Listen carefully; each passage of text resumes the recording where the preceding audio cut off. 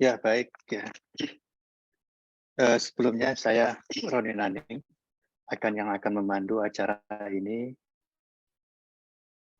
dan saya akan mulai dengan sedikit Hari pas jalan berdebu, debu sedikit tidaklah apa. Selamat datang Bapak dan Ibu di acara webinar ini kita berjumpa. Selamat siang, Assalamualaikum warahmatullahi wabarakatuh.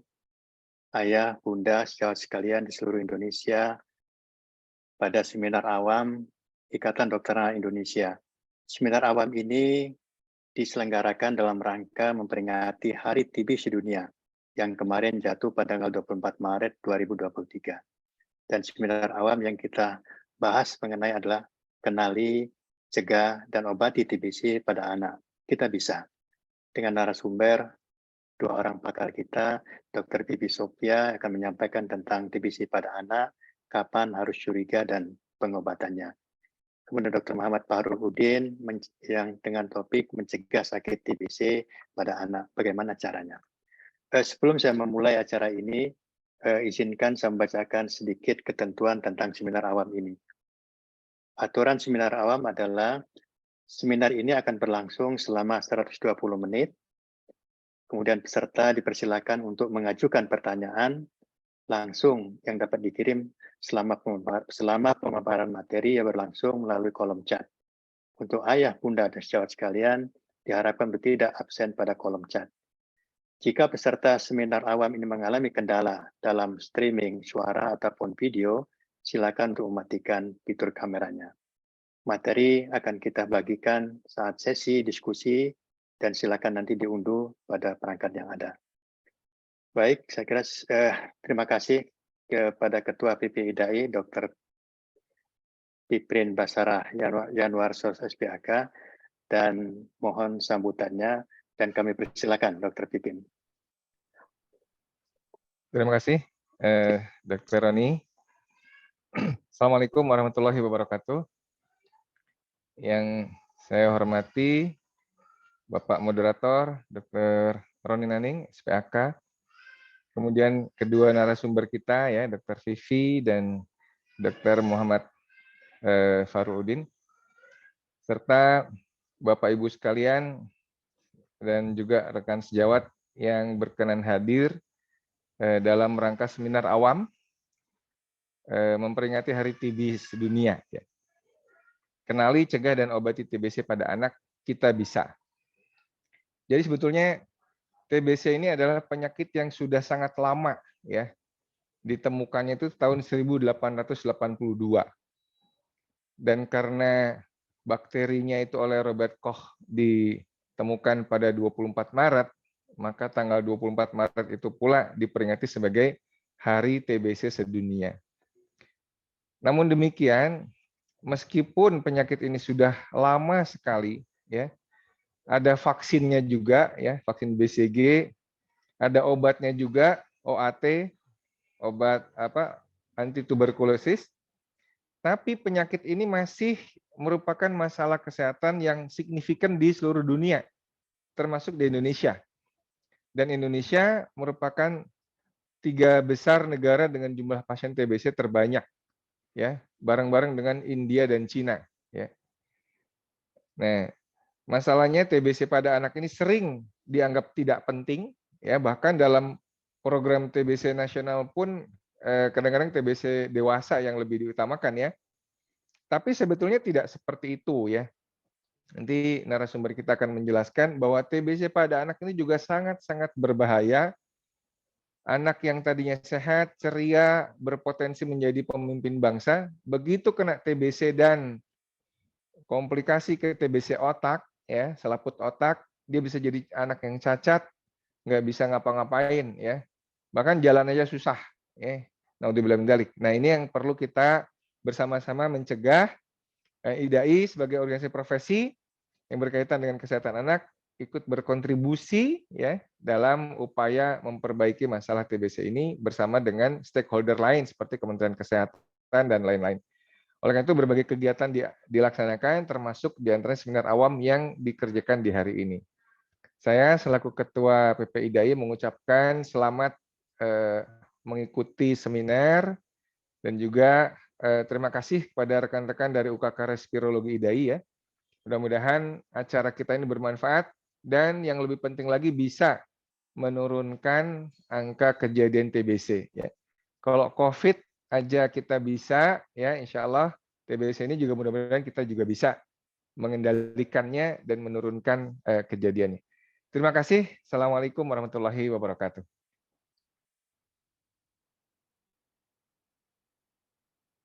Ya, terima kasih Dr. Piprin yang sedikit telah menyampaikan tentang masalah TBC, kemudian juga bagaimana peran kita ya, dan harapan-harapan yang kita bisa lakukan untuk eliminasi TB ini.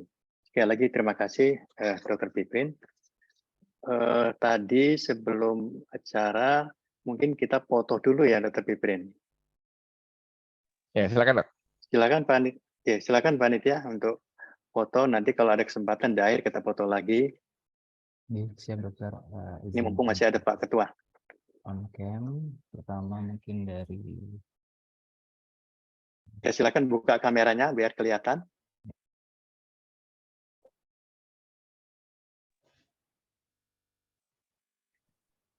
Baik, izin dok untuk mengaktifkan kameranya.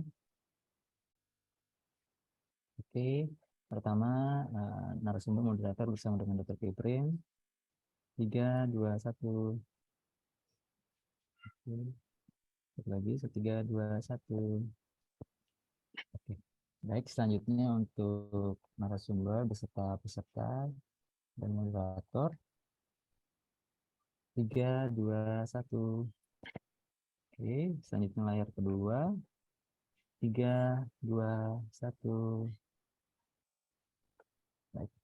Sudah dokter, terima kasih banyak dok. Ya, makasih. Terima kasih. Terima kasih Dr. Piprin. Ya. Silakan. Saya ikut Kalau sambil ada mematikan tugas-tugas kamera ya. lain, silakan. Ya. Oke, terima kasih. Terima kasih. Yuk.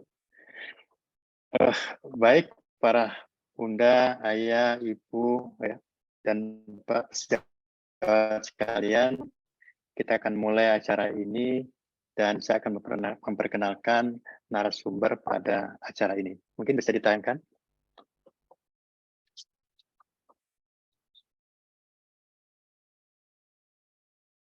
Ya, yang pertama Dr. Pipi Sophia, spesialis anak konsultan. Beliau dokter umum dari Universitas Sriwijaya, kemudian juga spesialis anak Unsri juga, fellowship respirologi anak di FKUI RCM, dan spesialis anak konsultan di FKUI. Organisasi IDAI, ID, dan juga UKK respirologi anak. Jabatan sekarang cukup banyak, koordinator KS Pendidikan dan Pendidikan RS Rumah Sakit Muhammad Hussein, kemudian penanggung jawab Pian Bank KSM Kesehatan Anak RS Muhammad Hussein, tim DOT dan tim ahli klinis TB RO di Rumah Sakit Muhammad Hussein. Sekarang beliau juga Kasubag Respirologi Anak dan staf dosen di bagian IK, pengurus UKK Respirologi, pengurus KOPI TB Nasional, pengurus KOPI TB Sumatera Selatan, pengurus KOPI TB Palembang, kemudian pengurus PEL Alumni Sumatera Selatan. Ini sekilas tentang Dr. Pipi. Dr. Pipi ini Wong Kito ya. Silakan nanti kalau Wong Kito nak bertanya, boleh. Silakan Dr. Pipi akan menyampaikan topiknya tentang TBC pada anak, kapan harus curiga, dan pengobatannya. Waktu mungkin sekitar 35 menit. Silakan Dr. Pipi. Terima kasih Dr. Roni Naning MKes, SPA konsultan, yang wong kita juga. Assalamualaikum warahmatullahi wabarakatuh. Terima kasih Ayah dan Bunda sudah hadir pada pagi ini. Saya sapa Ketua PPIDAI Dr. Piprin, SPA konsultan, dan Ketua Pengurus UKK Respirologi, Dr. Rina Triasih, SPA konsultan, dan juga teman-teman di Respirmania semua, beserta semua dokter yang juga tergabung dalam seminar pada pagi ini, beserta yang tercinta para ayah dan bunda yang juga mengikuti seminar awam dalam rangka memperingati Hari TBC Dunia. Terima kasih kepada panitia yang telah memberikan tugas kepada saya untuk mengenalkan sedikit terkait dengan TB pada anak. Izinkan saya slide share.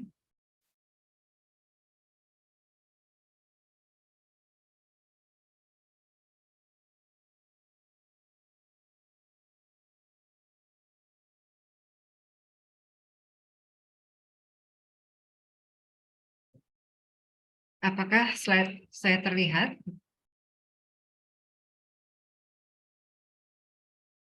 Ya, jadi pada materi yang pertama kita akan melihat TBC pada anak, kapan ayah dan bunda curiga apakah anak ayah dan bunda terkena TBC, dan juga nantinya apabila terkena TBC bagaimana pengobatannya.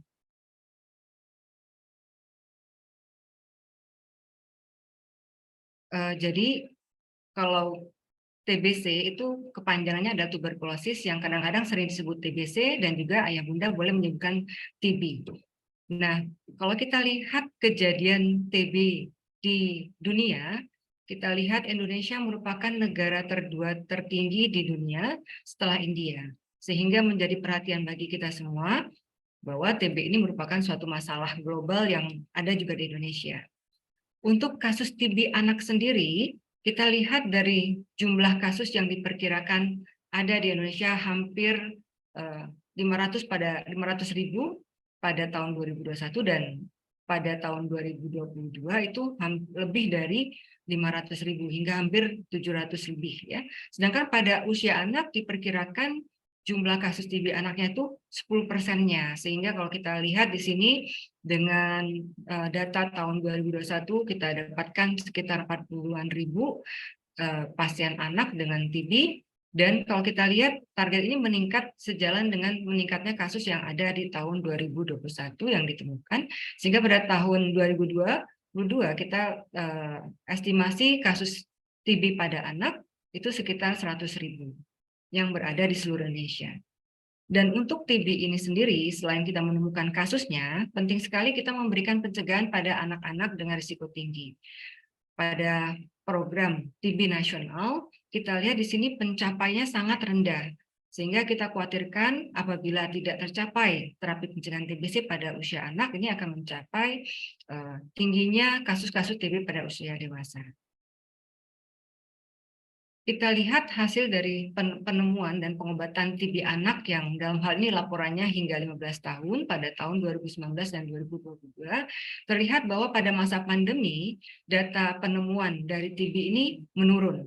Kita tahu pada saat 2020 hingga 2021 banyak anak-anak yang mungkin hanya di rumah saja, sehingga memang kalau misalnya ada yang sakit, untuk akses pengobatan keluar sangat terbatas, sehingga temuan dari TBC anak ini sangat menurun. Namun sejalan dengan mulai terbukanya pelayanan kesehatan dan lain sebagainya, kasus-kasus TB ini mulai ditemukan kembali, sehingga pada saat tahun 2022 dilaporkan sudah hampir mencapai 100.000 TB anak. Untuk TB anak sendiri di Indonesia menjadi perhatian temuan dari kasus TB anak. Kita lihat pada usia balita ditemukan banyak sekali kasus TB anak, ini hampir 50.000-nya TB anak itu terdeteksi di anak-anak usia balita. Sedangkan pada kasus usia remaja kita juga melihat di usia 15 tahun ke atas terlihat peningkatan kasus yang juga signifikan dibanding dengan kelompok usia lainnya, usia 5 tahun hingga usia 15 tahun. Sehingga menjadi perhatian kita juga bahwa ternyata dari data yang kita dapatkan tingginya kasus ini terkait dengan imunitas anak remaja juga. Dan juga untuk ayah bunda ketahui, pada usia anak kita telah temukan TBC anak-anak yang kebal, kumannya kebal dengan obat. Kita sebut dengan TBC resisten obat. Data yang menunjukkan temuan kasus tahun 2019 hingga 2022 ternyata memang lumayan tinggi, dan ini disumbang dari berbagai provinsi di seluruh Indonesia. Kita lihat di tahun 2020 itu terlihat tinggi sekali kasusnya pada usia-usia 5 hingga 14 tahun. Sedangkan pada usia balita juga ditemukan, dan kita lihat temuan ini terus meningkat kalau ditambahkan jumlahnya di usia, namun 2022 mungkin agak berkurang, tetapi sebenarnya kasus TB resisten obat pada anak itu sudah ada di mana-mana, dan kadang-kadang manifestasi gejala yang timbul itu tidak langsung dari saluran pernapasan, bisa juga dari gejala-gejala lainnya, dan ternyata kita temukan banyak pasien TB resisten obat selain TBC paru juga TBC ekstra paru pada usia anak. Nah, sehingga kita lihat seberapa beban dari kasus TB anak di Indonesia. Ternyata memang ditemukan dari data, kita temukan 1 dari 10 pasien TBC di Indonesia laporannya adalah usia anak-anak.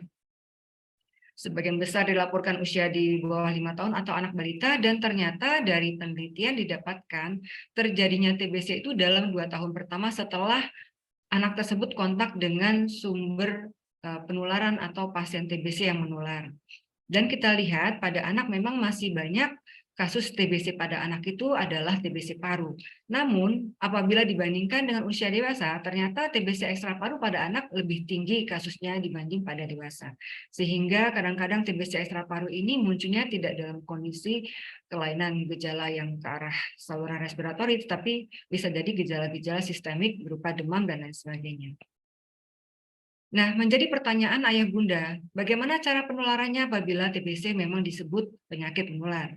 Kita lihat penyakit ini disebabkan oleh suatu kuman TB atau namanya Mycobacterium tuberculosis yang berada di saluran pernapasan terbanyak, dan sekali lagi penyakit ini bukan merupakan suatu penyakit keturunan, tetapi penyakit yang menular. Wajar saja apabila dalam sekeluarga karena ini menular dalam rumah, itu bisa terjadi pada anggota keluarga yang lain. Sehingga kadang-kadang masyarakat menyatakan, oh ini penyakit keturunan, padahal penyakit TBC itu adalah penyakit menular yang bisa ditularkan dalam rumah.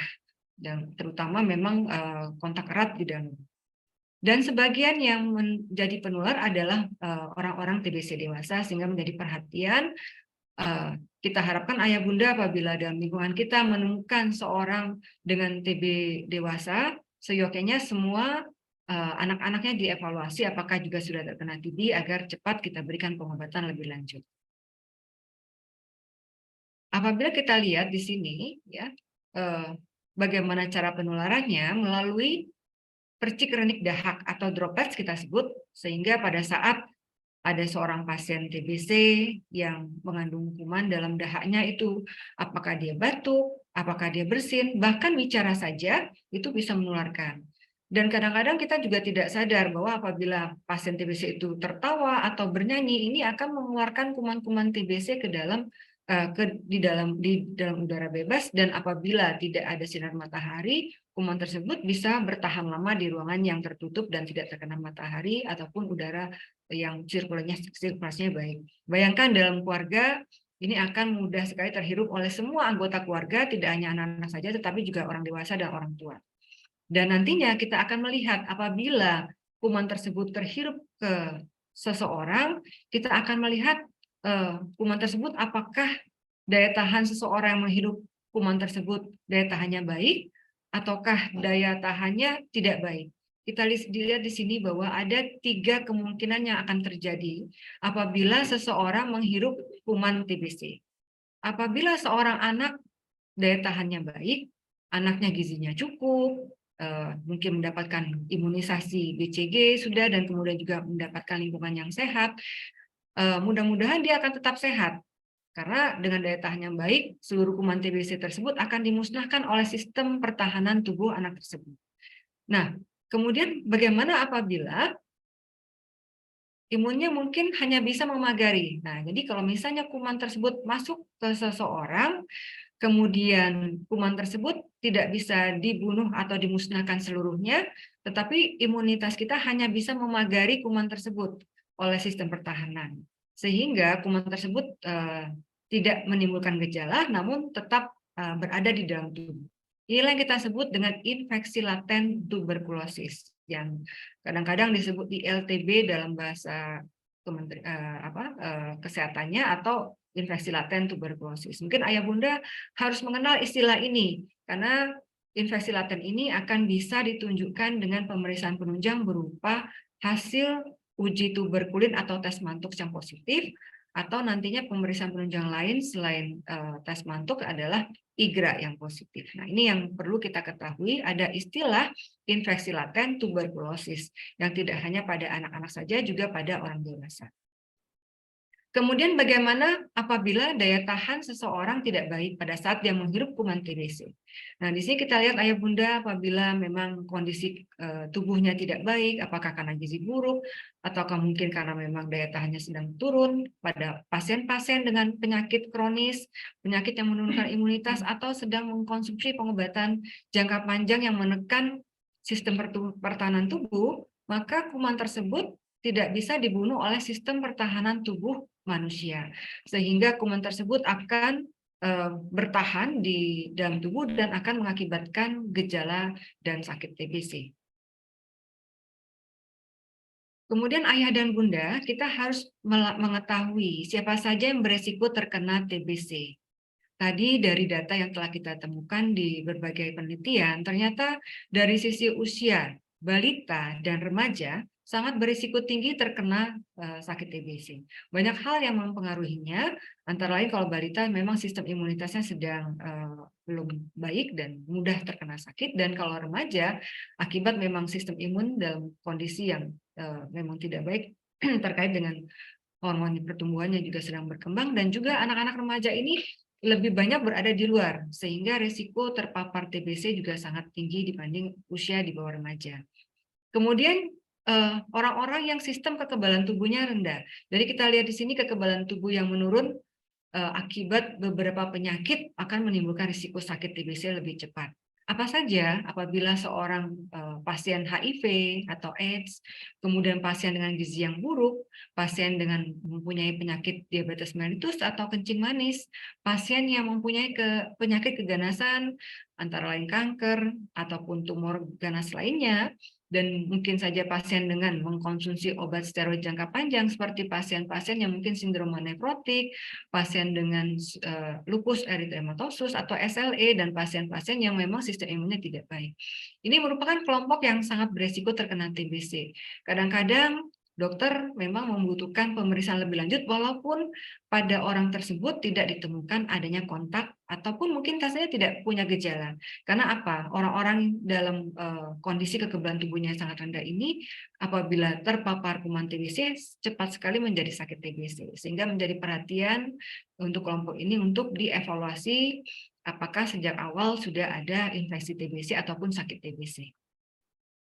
Kemudian yang penting kita juga ketahui ayah bunda, apabila ada seseorang kontak dengan pasien TBC. Di sini pasien TBC yang mungkin mengandung kuman TBC yang bisa diperiksa dari dahaknya, dan orang-orang yang terdekat dengan pasien tersebut itu sangat rentan beresiko terkena TBC. Siapa saja yang kita lihat memang pastinya orang yang kontak serumah ataupun orang-orang yang kontak erat dengan pasien tersebut. Nah, kita lihat di sini ayah bunda, siapa saja yang kontak, istilah kontak kita sebutkan apabila orang yang terpajan atau berkontak dengan pasien TBC infeksius. TBC infeksius ini dalam arti seorang pasien TBC diperiksa dahaknya dan dahaknya mengandung kuman TBC. Dahaknya ini bisa dilakukan pemeriksaan apakah dahak langsung ataukah dahak yang tidak langsung dengan cara-cara yang akan saya jelaskan di belakang. Siapa saja yang berkontak, misalnya orang serumah, atau sekamar, bisa satu asrama, satu tempat kerja, satu kelas, atau kadang bahkan pada anak-anak satu penitipan atau satu pengasuhan. Ini menjadi perhatian kita semua bunda dan ayah, dan kita lihat dari kontak ini lebih spesifiknya kalau kita sebut kontak serumah apabila ada orang yang tinggal serumah. Jadi pasien TBC tersebut ternyata dia menginap di rumah ayah bunda minimal 1 malam, atau mungkin saja dia sering tinggal serumah pada siang hari. Nah, di sini mungkin asisten rumah tangga atau orang-orang yang datang untuk membantu kita, dan kita mesti waspada ya terhadap orang-orang tersebut apabila dia memang terkena TBC yang infeksius. Dan hitungannya mungkin dalam 3 bulan terakhir sebelum orang tersebut memulai pengobatan obat TBC. Nah, ini menjadi penting untuk menjadi perhatian ayah dan bunda. Kemudian ada istilah kontak erat. Jadi kontak erat ini kita sebutkan adalah yang tidak tinggal serumah, tetapi orang-orang ini sering bertemu dengan pasien TBC infeksius ini dalam waktu yang cukup lama. Nah, jadi kita lihat mungkin orang-orang di kantor, orang-orang di kelas, dan lain sebagainya, sehingga kita sebut dengan kontak erat. Sehingga intensitas berkontaknya sama dengan apabila seorang yang kontak dengan pasien TBC yang serumah. Nah, sehingga faktor risiko itu kita lihat kenyataan di dalam suatu rumah, suatu asrama, bahkan dalam satu kelas. Yang mungkin ventilasinya tidak baik sehingga kuman TBC tersebut bertahan lama di dalam rumah. Dan ini menjadi perhatian bagi ayah dan bunda. Mungkin kita lihat bahwa zaman sekarang sudah kita sering menggunakan AC, dan kita suka lupa membuka jendela sehingga matahari tidak masuk. Sedangkan kita tahu bahwa kuman TBC sebetulnya bisa mati oleh sinar matahari. Sehingga penting sekali ayah bunda, karena masa pandemi kita mungkin lupa membuka, kita khawatir kuman-kuman masuk, bahkan kadang-kadang kita tidak menyadari bahwa kuman TBC bisa bertahan di ruangan yang tertutup, tidak terkena sinar matahari. Menjadi perhatian bagi kita semua, apa saja gejala TBC pada anak? Nah, ayah dan bunda, kalau orang dewasa memang gejala TBC yang akan tampil adalah batuk lama. Namun pada anak-anak ternyata dari banyak penelitian tidak hanya batuk lama yang kita akan temukan, tetapi bentuk gejala-gejala lainnya. Mungkin memang sebagian besar kita akan temukan batuk, tetapi batuk yang menjadi perhatian bagi kita semua apabila batuk tersebut lebih dari 2 minggu.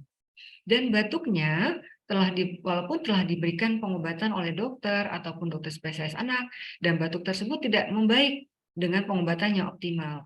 Dokter biasanya akan melakukan pemeriksaan lebih lanjut mengenai batuknya. Dokter juga menyingkirkan batuknya bukan berasal dari asma ataupun batuk alergi, sehingga dengan pengobatan yang telah dilakukan oleh dokter tidak membaik dengan pengobatan biasa. Sehingga kita sebutkan apabila ditemukan batuk lama lebih dari 2 pekan atau 2 minggu, kita harus waspada apakah anak kita terkena TBC. Kemudian gejala lainnya bisa saja munculnya dalam bentuk demam. Yang demam ini juga oleh dokter telah dicari tahu bukan oleh demam sebab lain, bukan karena tifus, bukan karena infeksi saluran kemih, dan lain sebagainya. Dokter sudah mencari tahu dan ternyata tidak ditemukan sebab yang jelas. Dan demamnya mungkin saja demam tidak dalam bentuk demam terlalu tinggi, tetapi demam yang subfebris atau hangat-hangat saja, tetapi berlangsung tidak membaik dengan pengobatan biasa. Kemudian bunda juga harus hati-hati apabila ditemukan berat badan yang turun atau mungkin berat badan tidak naik-naik dalam 2 bulan. Sehingga kita harus evaluasi apakah karena makanan yang tidak terkonsumsi dengan baik ataukah memang anaknya tampak lebih lesu. Nah, ini kita juga melihat bahwa gejala-gejala muncul, yang anaknya biasa aktif, kok anaknya tidak aktif seperti biasa. Menjadi perhatian bagi kita semua, ayah bunda, hati-hati. Siapa tahu di balik gejala-gejala ini ada gejala yang bersumber dari kuman TBC. Nah, jadi kita lihat ayah bunda, dari gejala tersebut mungkin saja tidak semuanya muncul, tapi bisa 1 atau 2 atau 3 saja dari gejala kita bisa pikirkan ke arah TBC.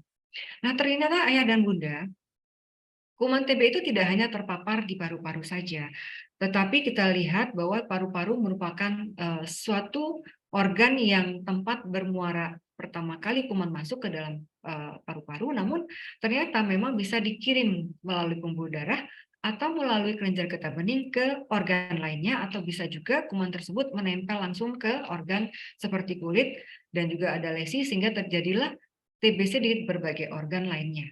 Kita lihat di sini dari laporan ada TBC meningitis yang kita dapatkan memang penularannya melalui pembuluh darah, kemudian juga bisa TBC perut, TBC tulang, kemudian dengan berbagai tulang, ada dari tulang belakang, kemudian kita lihat bisa tadi di sendi, ataupun bisa di panggul. Jadi kadang-kadang TBC bisa saja datangnya bukan dalam bentuk batuk, tetapi bisa saja dalam kelainan tulang, yang ternyata setelah dievaluasi ada gejala-gejala yang demam lama tadi, ataupun gejala yang lainnya ternyata anaknya TBC tulang.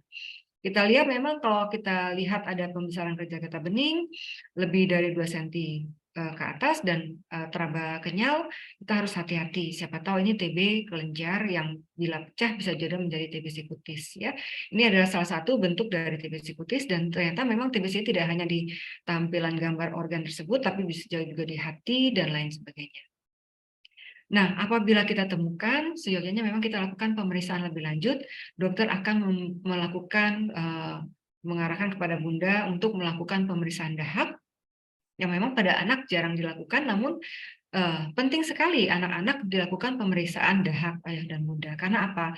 Dengan diketahuinya pemeriksaan dahak, apabila positif kita akan menambahkan pengobatan TBC-nya, dan apabila kita temukan dahaknya ternyata mengandung kuman TBC yang kebal obat, nanti pengobatannya akan juga lebih lanjut, akan khusus lebih pengobatan obat yang lebih pas untuk anak-anak yang terkena TBC kebal obat atau resisten obat. Kemudian yang mungkin ayah bunda sering dapatkan apabila pemeriksaan lebih lanjut adalah uji tuberkulin. atau tes mantuk kita sebut, atau mungkin saat ini telah ada di beberapa laboratorium swasta pemeriksaan IGRA. Dan juga pemeriksaan ronsen toraks atau dada yang memang kita juga kerjakan untuk melakukan pendekatan diagnosis ke arah TBC. Apabila kita temukan adanya kelainan di organ lain seperti di kelenjar getah bening ataukah di organ-organ yang bisa kita ambil sampel dari jaringannya, dokter akan melakukan pemeriksaan melalui patologi anatomi dan kita akan lihat apakah dokter PA akan menemukan penyakit ke arah TBC. Nah, ayah bunda, penting sekali kita melakukan pemeriksaan bakteriologis TBC pada anak. Karena memang kadang-kadang kita lihat anak tidak bisa makan dahak. Namun apabila anaknya di atas 5 tahun, seyogyanya kita berupaya melakukan pemeriksaan sputum. Dan kita lihat bahwa pemeriksaan sputum ini atau dahak ini bisa dilakukan secara langsung, ataukah dilakukan dengan induksi sputum, ataukah dilakukan dengan bilas lambung.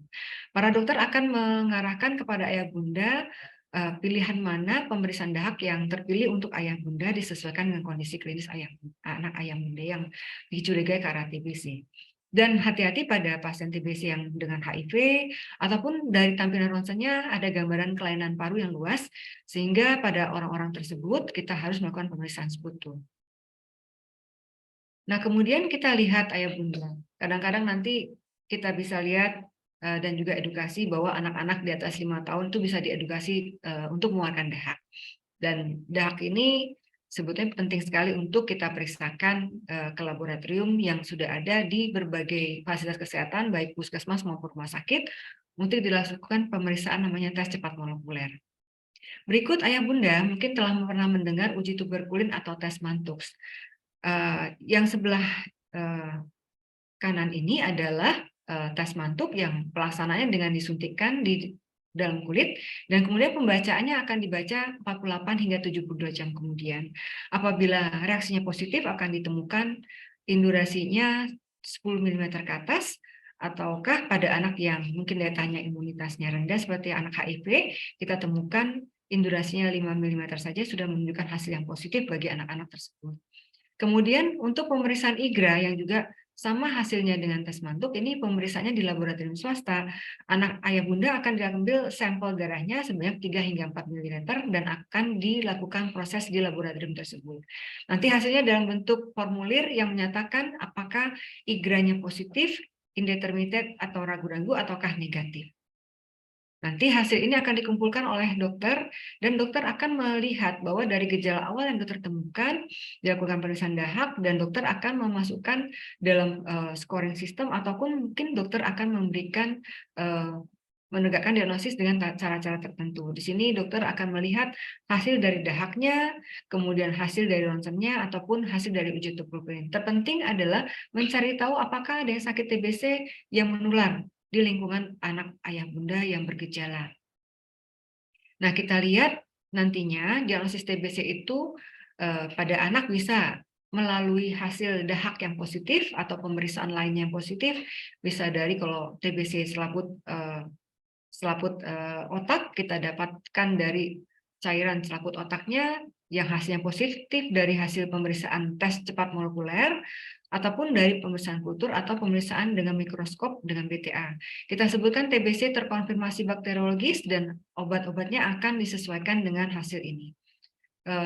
Kemudian kalau misalnya tidak ditemukan hasil bakteri yang positif dari sputumnya, dokternya akan melihat bahwa pengobatan TBC tetap harus diberikan karena tidak membaik dengan pengobatan standar, maka TBC-nya akan ditegakkan oleh dokter sebagai TBC klinis. Karena sudah ada gejala TBC dan juga ada pembuktian-pembuktian lain, baik dari uji tuberkulin atau IGA ataupun dari radiologis. Nah, penting sekali setelah seorang anak sakit TBC akan dilakukan investigasi kontak, sehingga mencari tahu apakah ada sumber penularan lainnya di dalam rumah ataupun orang yang dekat dengan anak ayah dan bunda. Nah, kita lihat pengobatan pada anak ayah dan bunda. TBC ini bisa disembuhkan dan dapat diobati dengan baik, dan terpenting adalah obatnya harus diminum dengan teratur dan tidak boleh terputus. Dan kita lihat pada pengobatan TB anak, obat-obatan TBC ini harus diminum setiap hari ayah bunda. Jangan lupa pengobatannya bisa dalam bentuk minum obat TBC 6 hingga 12 bulan, tergantung dari TBC yang ditemukan. Pada TBC yang ringan, TBC klinis, TBC kelenjar, atau efusi pleura TBC, pengobatan 6 bulan dengan rifampicin, isoniazid, dan pirazinamid. Namun apabila terdapat dahak yang positif, ataukah tampilan ronsennya yang luas, ataukah ditemukan oleh dokter ada TBC ekstra paru selain TBC otak ataupun TBC tulang, dokter akan memberikan tambahan etambutol pada anak ayah bunda. Tapi kalau misalnya ditemukan TBC tulang sendi ataupun TBC yang parunya tampilan ronsen miliar, dan juga TBC meningitis atau selaput otak, pengobatan TBC akan diberikan selama 1 tahun. Nah, kita lihat ayah dan bunda, obat TBC ini dalam bentuk yang child friendly. Jadi obat TBC ini bisa larut di air. Dan kita lihat minum obatnya harus dilihat oleh orang tua atau orang yang terdekat dan minum teratur setiap hari sehingga betul-betul pengobatan TBC ini terminum dengan baik. Berikut adalah dosis yang akan diberikan oleh para dokter, dan apabila anak ayah dan bunda berat badannya di atas 30 kilo, para dokter tidak hanya memberikan pengobatan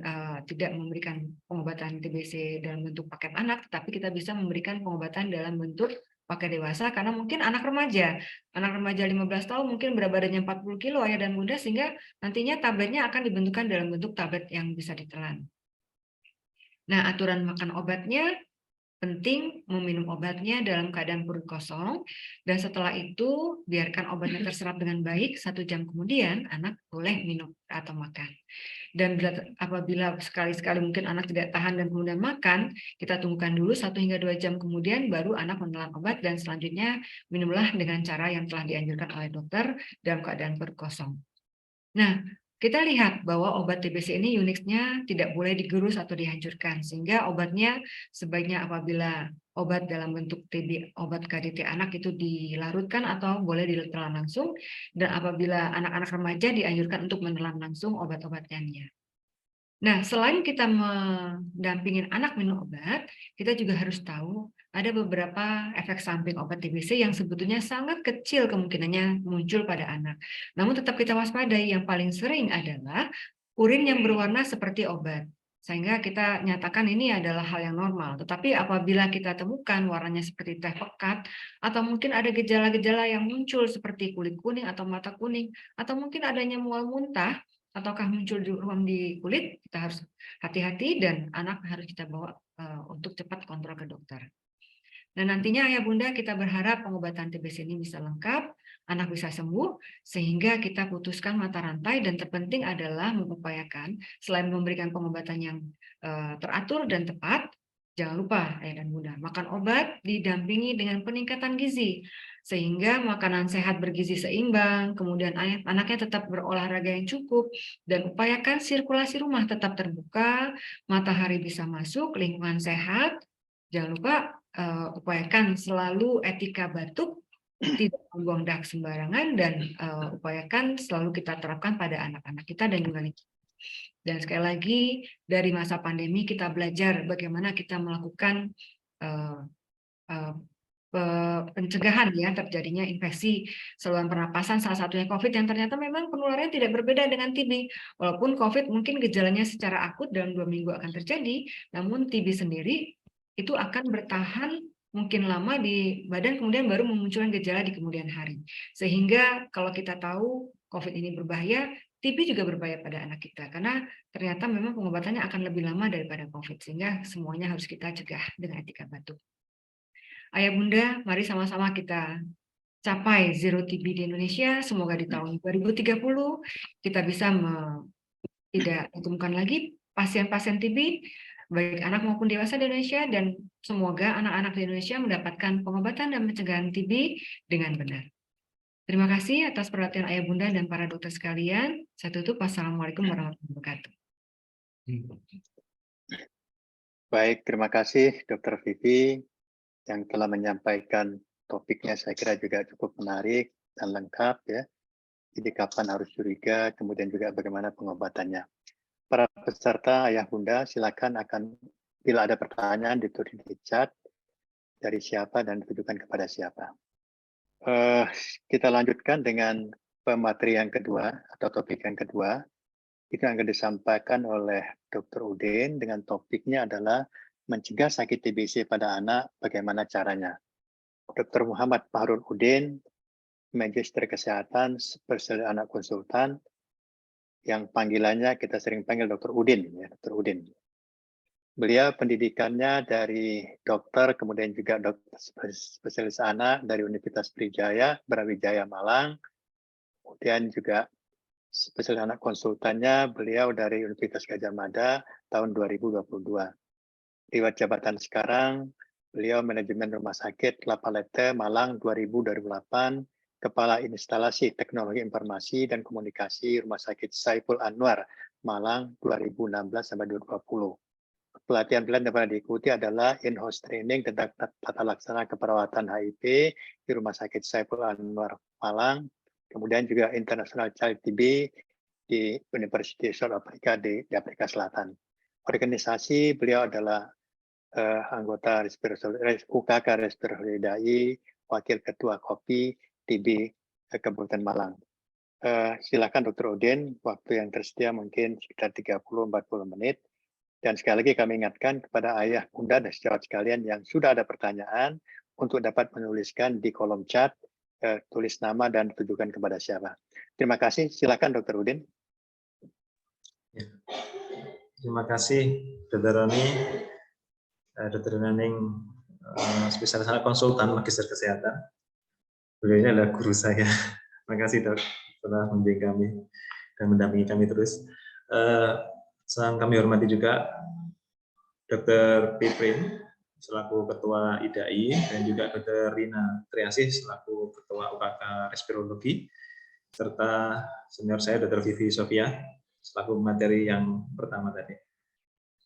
Setelah para ayah bunda yang saya banggakan, alhamdulillah sudah bisa bergabung di forum yang sangat bagus ini untuk bersama-sama belajar tentang bagaimana tentang tuberkulosis ya. Dan pada materi kali ini saya akan membahas tentang bagaimana mencegah seperti itu. Izin untuk share dulu.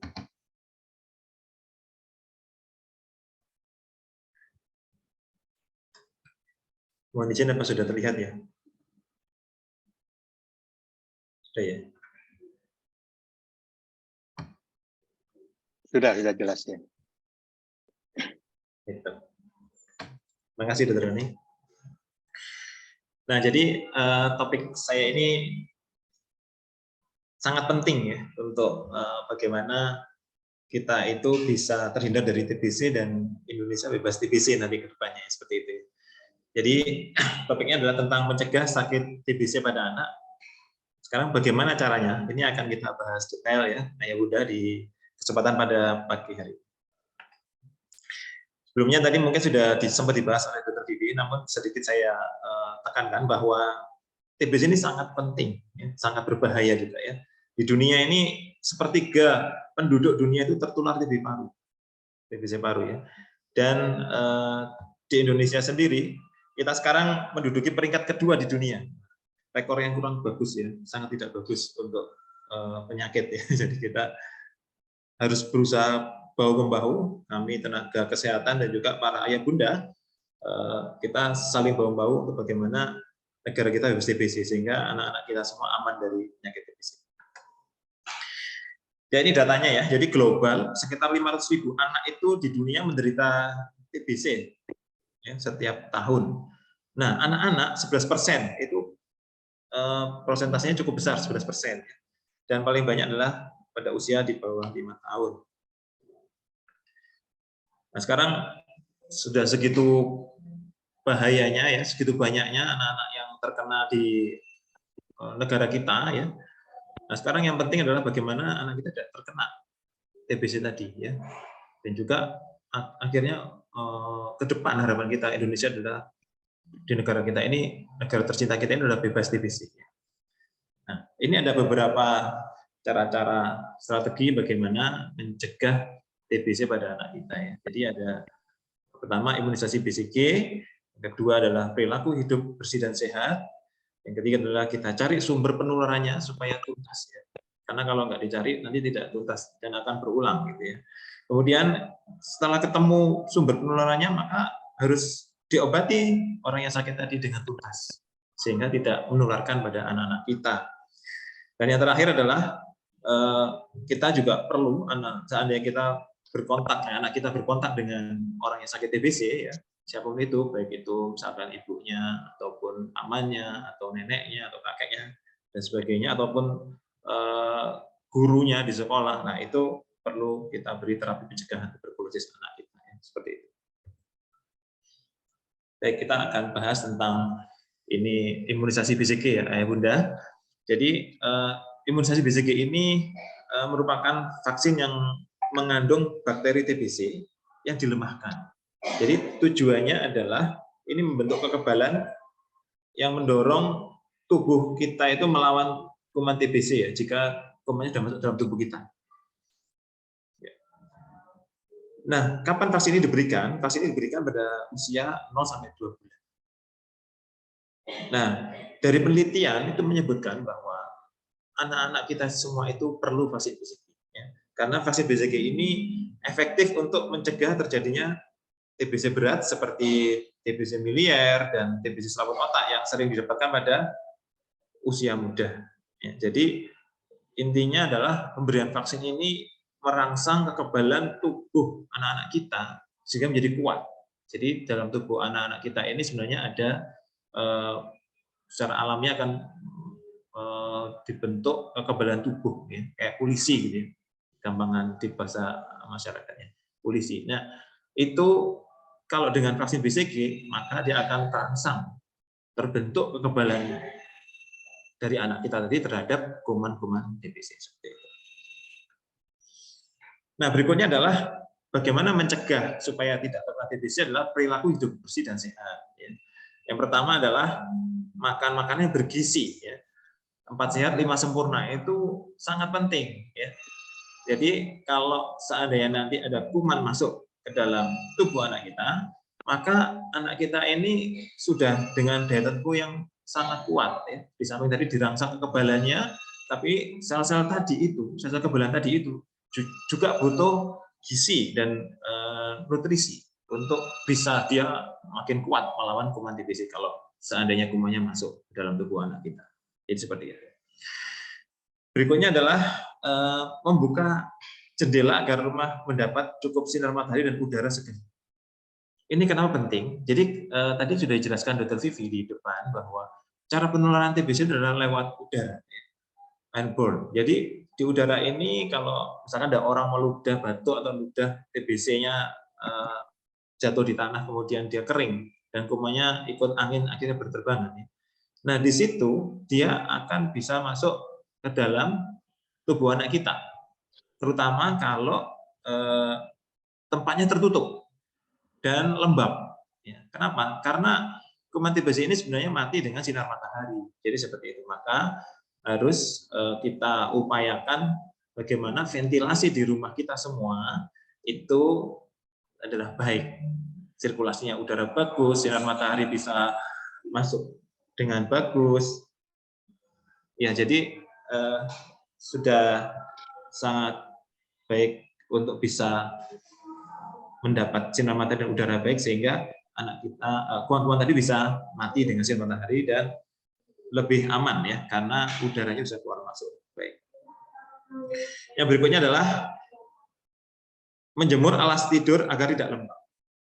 Ya, tentunya tadi berkaitan dengan yang tadi bahwa perlu sirkulasi yang bagus, udara yang bagus, tidak lembab sehingga lebih aman buat anak kita. Jadi kalau perlu ada orang batuk, orang dewasa TBC ini batuk, ya, misalkan orang tuanya batuk, ya. Kemudian ruangnya tertutup semua, maka kuman yang disebarkan itu, jadi dari beberapa literatur itu ada menyebutkan bahwa satu kali batuk itu bisa sampai 1000 kuman keluar, ya, dalam ruangan tadi. Nah, itu bisa risiko untuk menularkan kepada 15 orang di sekitarnya. Nah, anak-anak kita di situ pasti akan sangat berisiko tertular seperti itu, ya. Baik, Ayah Bunda.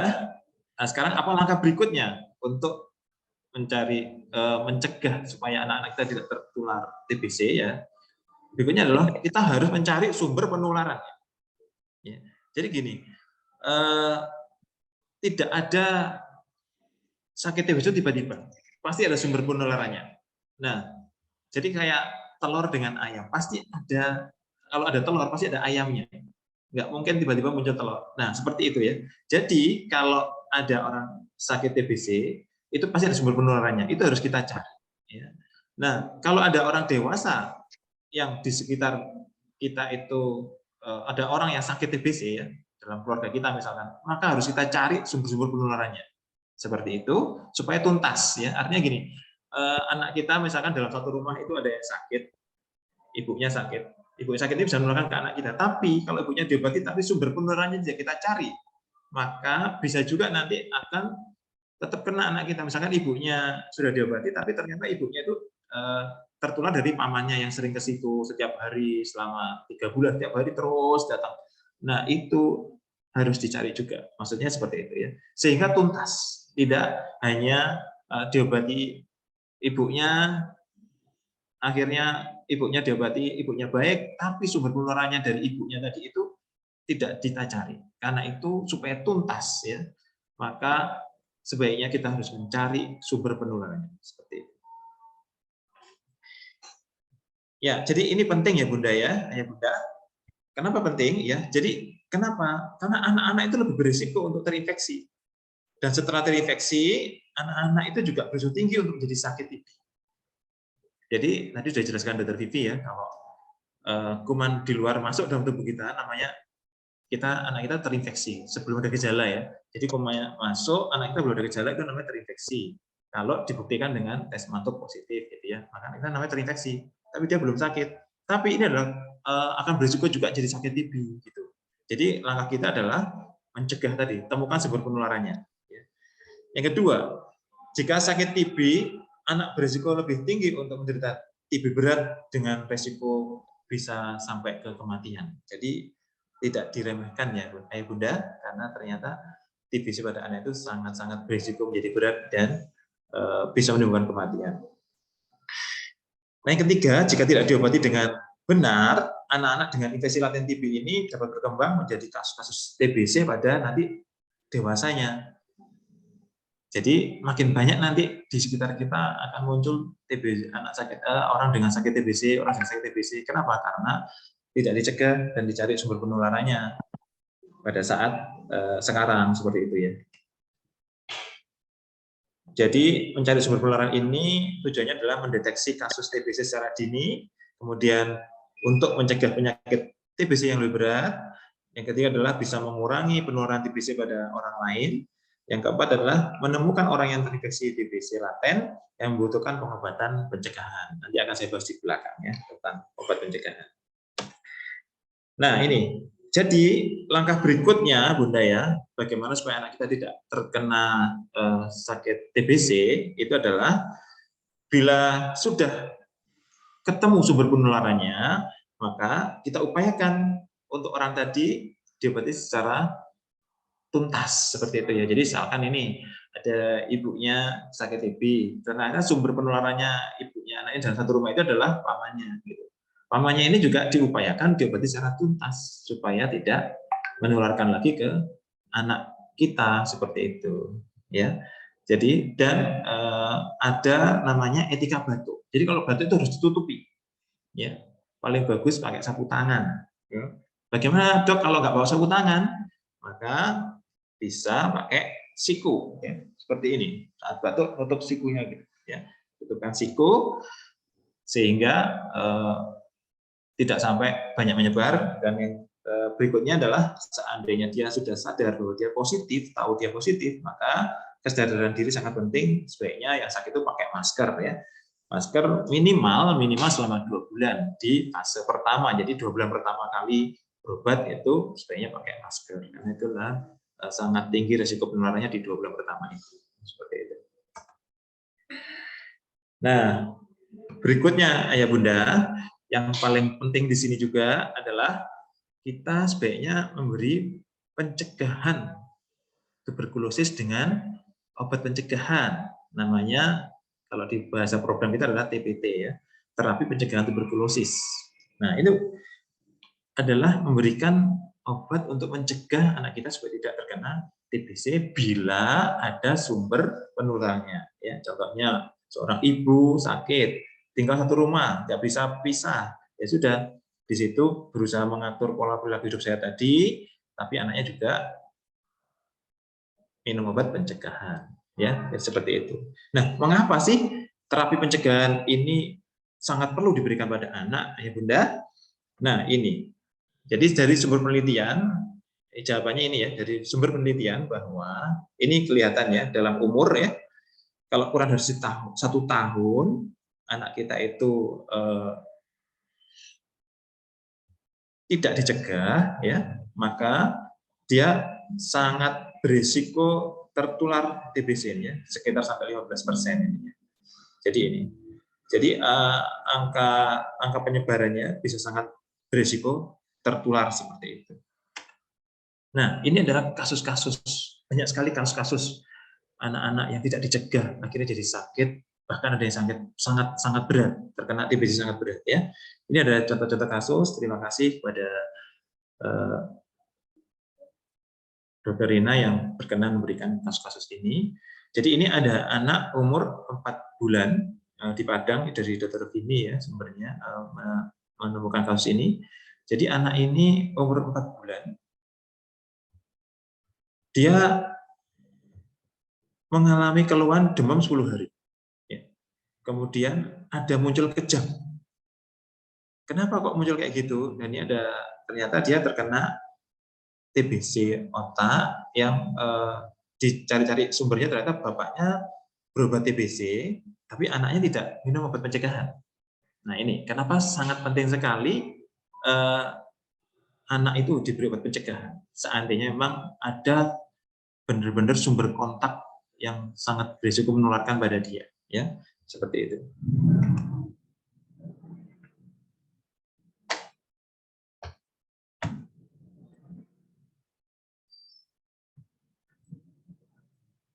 Maaf ya, kepencet. Nah ini, berikutnya di Kota Bogor ya. Ini ada anak umur 14 bulan ya. Dia dibawa ke rumah sakit karena demam dan batuk 1 bulan. Ya. Kemudian ada berat badan turun. Nah, tadi sudah belajar, kita banyak belajar dengan Dr. Vivi ya di presentasi sebelumnya bahwa ada gejala TB demam dan batuk lebih dari 2 minggu ya. Ini adalah demamnya 1 bulan atau 1 bulan. Berat badan anak ini turun. Jadi ini adalah gejala TBC. Ternyata anaknya akhirnya dalam perkembangannya jadi sesak nafas dan sampai akhirnya terjadi sangat berat ya, sampai dia tidak bisa bernafas ya. Akhirnya anak ini membutuhkan mesin ventilator ya. Jadi seperti ini. Jadi ini adalah mesin bantu nafas. Anak ini sudah nggak kuat nafas karena perkembangannya dia TBC yang menjadi berat ya. Dan ternyata dicari-cari informasi, ibunya adalah seorang penderita TBC yang sedang berobat bulan ke-6 ya. Anak ini tidak diberi terapi pencegahan mulai awal. Nah, ini dampaknya ya. Jadi kasus-kasus ini membuat kita harus waspada bahwa sangat berisiko anak-anak kita bisa terkena penyakit TBC yang sangat berat bila tidak kita cegah seperti itu. Ini gambar ayah bunda, gambaran fotonya seperti ini. Jadi anak ini berat kayak gini, ternyata karena tidak diberi obat pencegahan.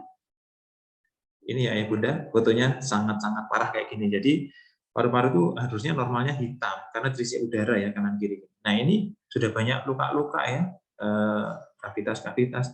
Jadi luka-luka yang kalau mau bahasa medisnya kavitas, tapi lubang-lubang dalam paru-parunya itu seperti itu. Jadi harus kayak gini ini kita harus lebih jadi aware ya bahwa anak-anak itu bisa berisiko ya terkena TBC sangat berat seperti itu.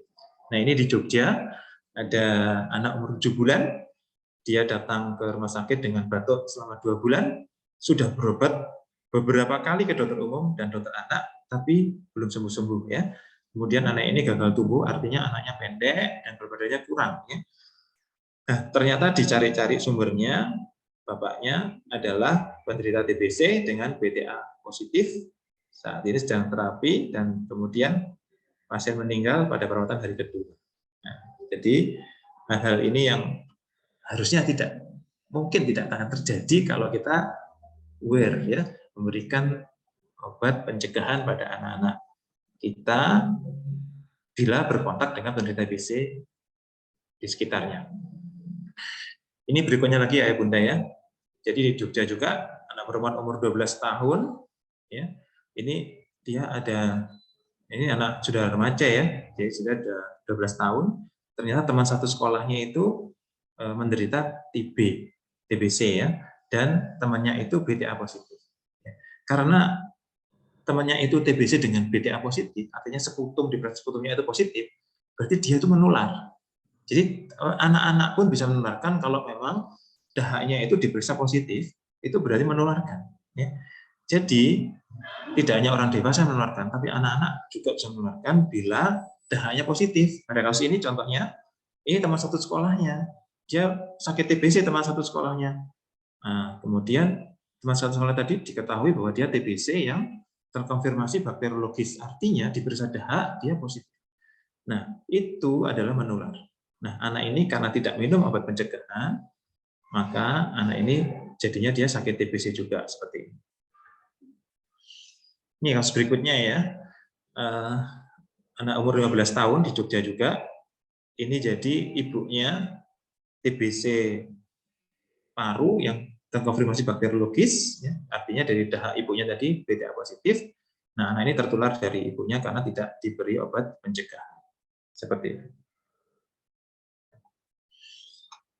Ya, jadi sangat penting sekali memberikan obat pencegahan, ya, terapi pencegahan tuberkulosis, yakni memberikan obat pencegahan pada anak-anak yang berkontak dengan penderita TBC yang aktif, ya, seperti itu. Jadi ketika pasien yang baru saja didiagnosis TBC positif, ya, contohnya ini misalkan, ya, seorang ibu positif dalam satu rumah, ya, dia dinyatakan positif, dites BTA positif, ya, terkonfirmasi bakteriologis, ayah bunda, maka kontak serumah perlu diberikan terapi pencegahan tuberkulosis, ya, atau TPT singkatannya, jadi diberi obat pencegahan. Ya.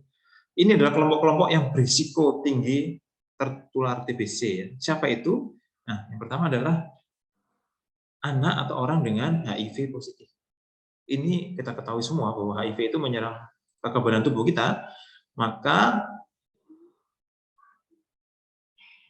anak-anak tadi yang terkena HIV itu adalah kekebalan tubuhnya sangat rendah, sehingga mudah sekali terkena infeksi dan sakit TBC seperti itu. Jadi keperlawanannya itu kurang, sehingga kalau ada virus masuk dalam tubuh anak kita, misalkan anak-anak yang sakit TBC itu, maka kekebalan tubuhnya sangat-sangat rendah, ya, karena virusnya menyerang kekebalan tubuhnya. Jadi kekebalan tubuhnya diserang itu, akhirnya anak HIV sangat rendah kekebalannya. Begitu ada kuman TBC masuk, maka akan sangat mudah menjadi sakit anaknya. Seperti itu. Kelompok berisiko yang kedua adalah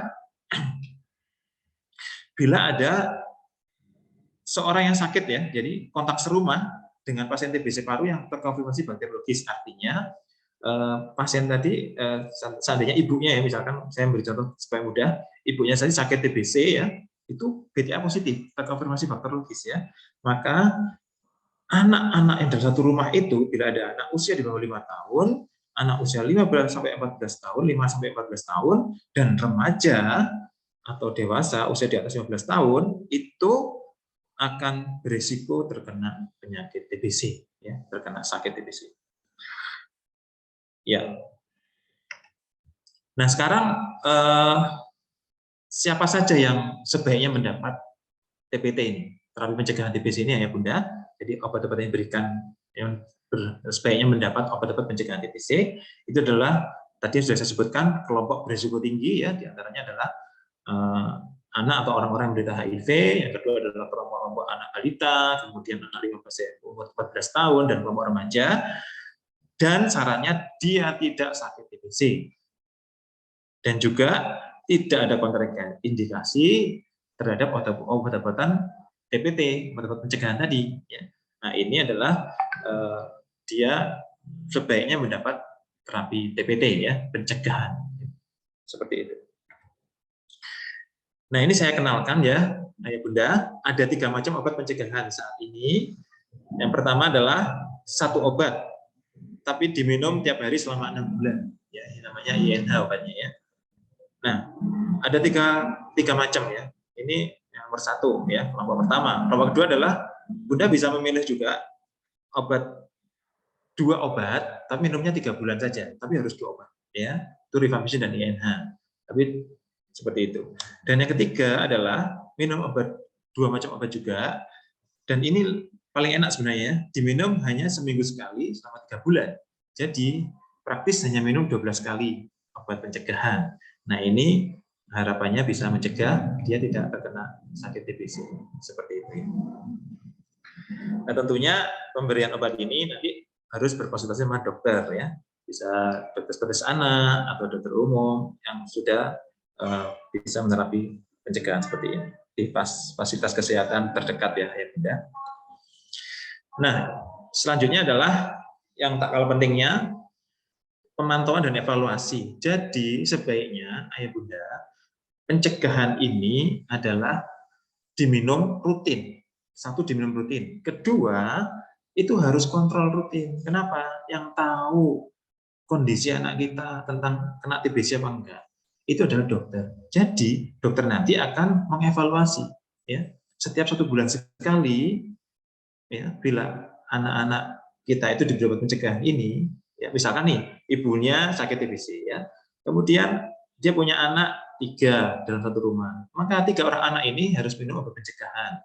Maka sebaiknya setiap bulan anak-anak 3 orang anak ini adalah dikontrolkan ke dokter di vaskes terdekat setiap bulan rutin untuk dievaluasi apakah anak ini masih aman, belum ada terkena penyakit TBC atau sudah muncul gejala dan tanda-tanda kelainan, contohnya menghilang kelenjar ya, kemudian ada batuk 2 minggu, panas lebih dari 2 minggu, berat badan juga turun atau tidak naik dalam 2 bulan, ini akan dievaluasi oleh dokter.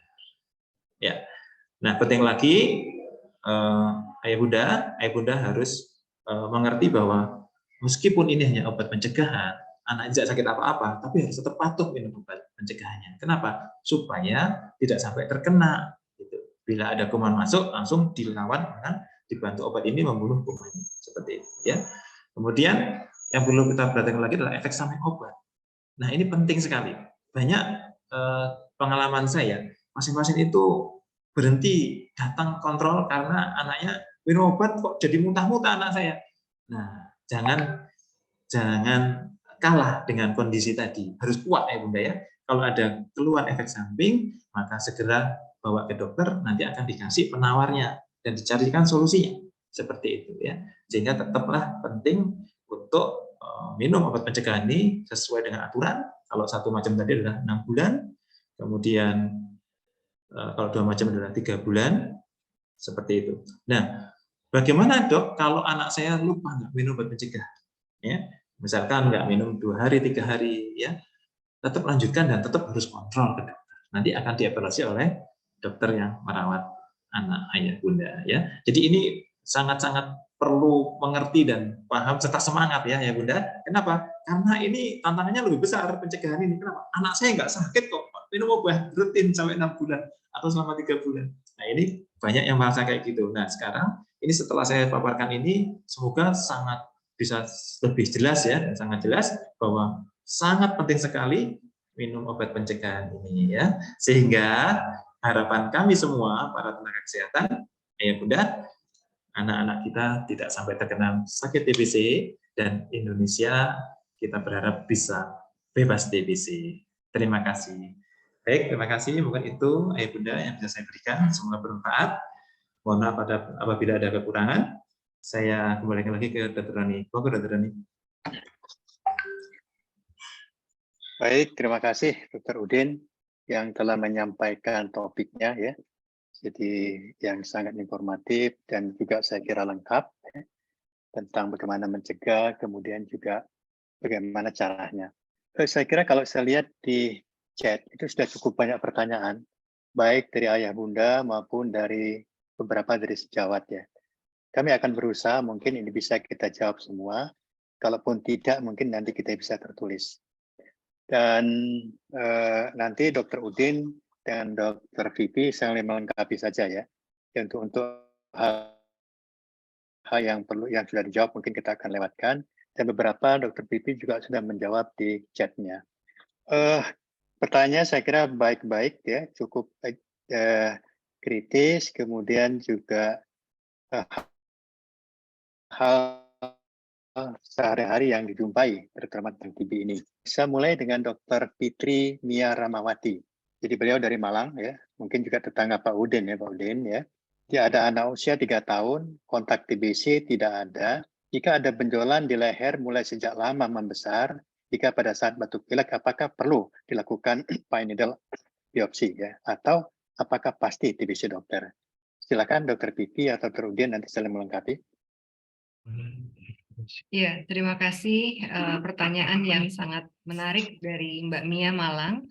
Pada anak yang usianya 3 tahun, memang kita lihat pada usia-usia balita itu teraba benjolan di leher yang merupakan kelenjar getah bening biasanya.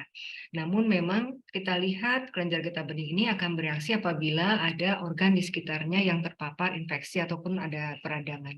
Salah satunya mungkin yang ditemukan pada saat adanya batuk pilek sehingga kelenjar getah bening tersebut bisa teraba lebih besar.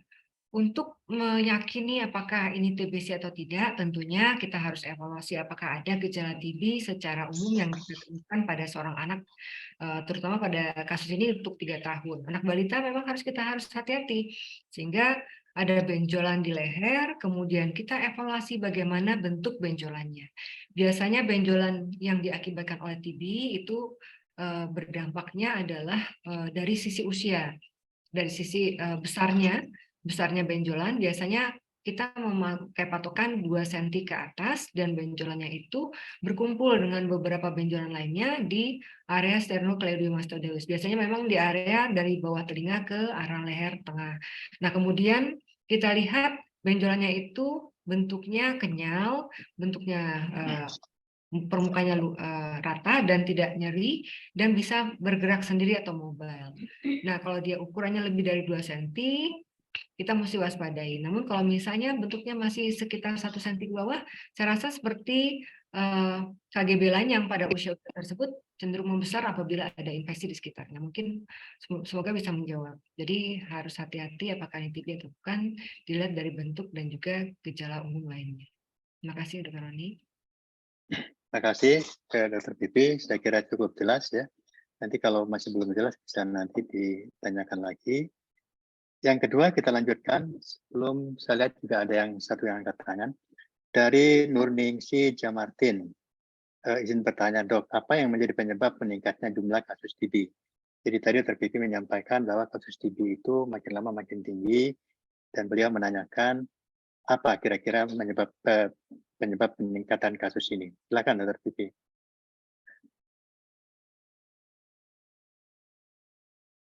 Terima kasih Dr. Roni, dari Mbak Nurningsih ya, terkait dengan peningkatan kasus TB yang ditemukan dari data. Memang kita lihat bahwa pada saat pandemi kita lihat banyak sekali fasilitas kesehatan yang tutup, dan kemudian setelah pandemi itu kita lihat juga mulai terjadi kecenderungan meningkat pada usia anak. Tetapi ini juga memang kita lihat adanya peningkatan kasus pada dewasa, sehingga kita temukan bahwa dengan meningkatnya kasus dewasa, penemuan kasus anak juga meningkat. Dan alhamdulillah memang dalam tahun terakhir, 1 tahun terakhir, diintensifkan pelatihan-pelatihan yang memang pelatihan ini bekerja sama dengan teman-teman penyakit dalam dan juga penyakit paru, yang memang dari sisi ini kita mendapatkan kasus terbanyak dari kiriman teman-teman juga yang dari penyakit dalam dan juga paru yang mengirimkan anak-anak yang kontak dengan pasien TB, sehingga kita bisa deteksi, dan juga teman-teman di puskesmas sudah sangat intens melakukan investigasi kontak pada kasus-kasus TB yang ditemukan infeksius atau menular, sehingga temuan kasus ini meningkat pada usia anak. Demikian Dr. Roni, semoga bisa menjawab Mbak Nurni. Ya, terima kasih, semoga cukup jelas ya Mbak Nurni. Kita ke satu lagi, nanti kita akan lihat yang angkat tangan dari dari Mbak Alfani Nur ya. Di sebagian besar pertanyaan dari Bunda Dr. Udin sama Dr. Vivi ya. Dari Mbak Alfani Nur, Assalamualaikum, izin bertanya dokter, anak Oktober 22 dinyatakan pneumonia. Januari 2023 juga pneumonia lagi. Kemudian Maret juga pneumonia lagi, ditambah dengan ada TBC paru. Diberikan obat INH rifampicin pyrazinamide, Nah, yang ingin beliau tanyakan adalah apakah pneumonia dan TB-nya akan sembuh total sehingga tidak kambuh berulang? Yang kedua, apakah ketiga obat tersebut diminum bisa sekaligus? Silakan. Ya, terima kasih Mbak Alfani atau Bunda Alfani Nur. Jadi pertanyaan yang memang tampilan awalnya memang seperti yang kita sebutkan tadi. Tampilan TB ini bisa 1000 wajah. Kadang-kadang memang munculnya tidak hanya di saluran pernapasan, tapi kadang-kadang juga memang munculnya di penyakit yang kalau kita lihat bronkopneumonia ini dinyatakan penyakit yang terjadinya di bawah 2 minggu kejadiannya. Nah, tampilan yang muncul kadang-kadang memang kita evaluasi kembali. Apakah nanti ada gejala-gejala secara umum yang kita temukan seperti tadi, adakah batuk yang lebih dari 2 minggu ternyata, mungkin ada demam lama, dan kemudian kita dapatkan berat badan ataupun ada kondisi aktivitas yang menurun. Nah, untuk diketahui untuk para ayah dan bunda, pengobatan TB paru ini memang betul-betul spesifik diberikan pengobatan dengan minimal 3 macam obat TB. Walaupun memang kalau kita sarankan minum obat TB-nya itu dalam bentuk KDT atau FDC atau obat yang sudah ada tabletnya yang bisa dilarutkan di air, namun kadang-kadang mungkin saja di beberapa tempat sulit ditemukan sehingga akhirnya obat TB itu diberikan dalam bentuk terpisah dalam 3 kemasan, INH 1 kemasan, Puyer, Rifampicin 1 kemasan maupun Pyrazinamide 1 kemasan.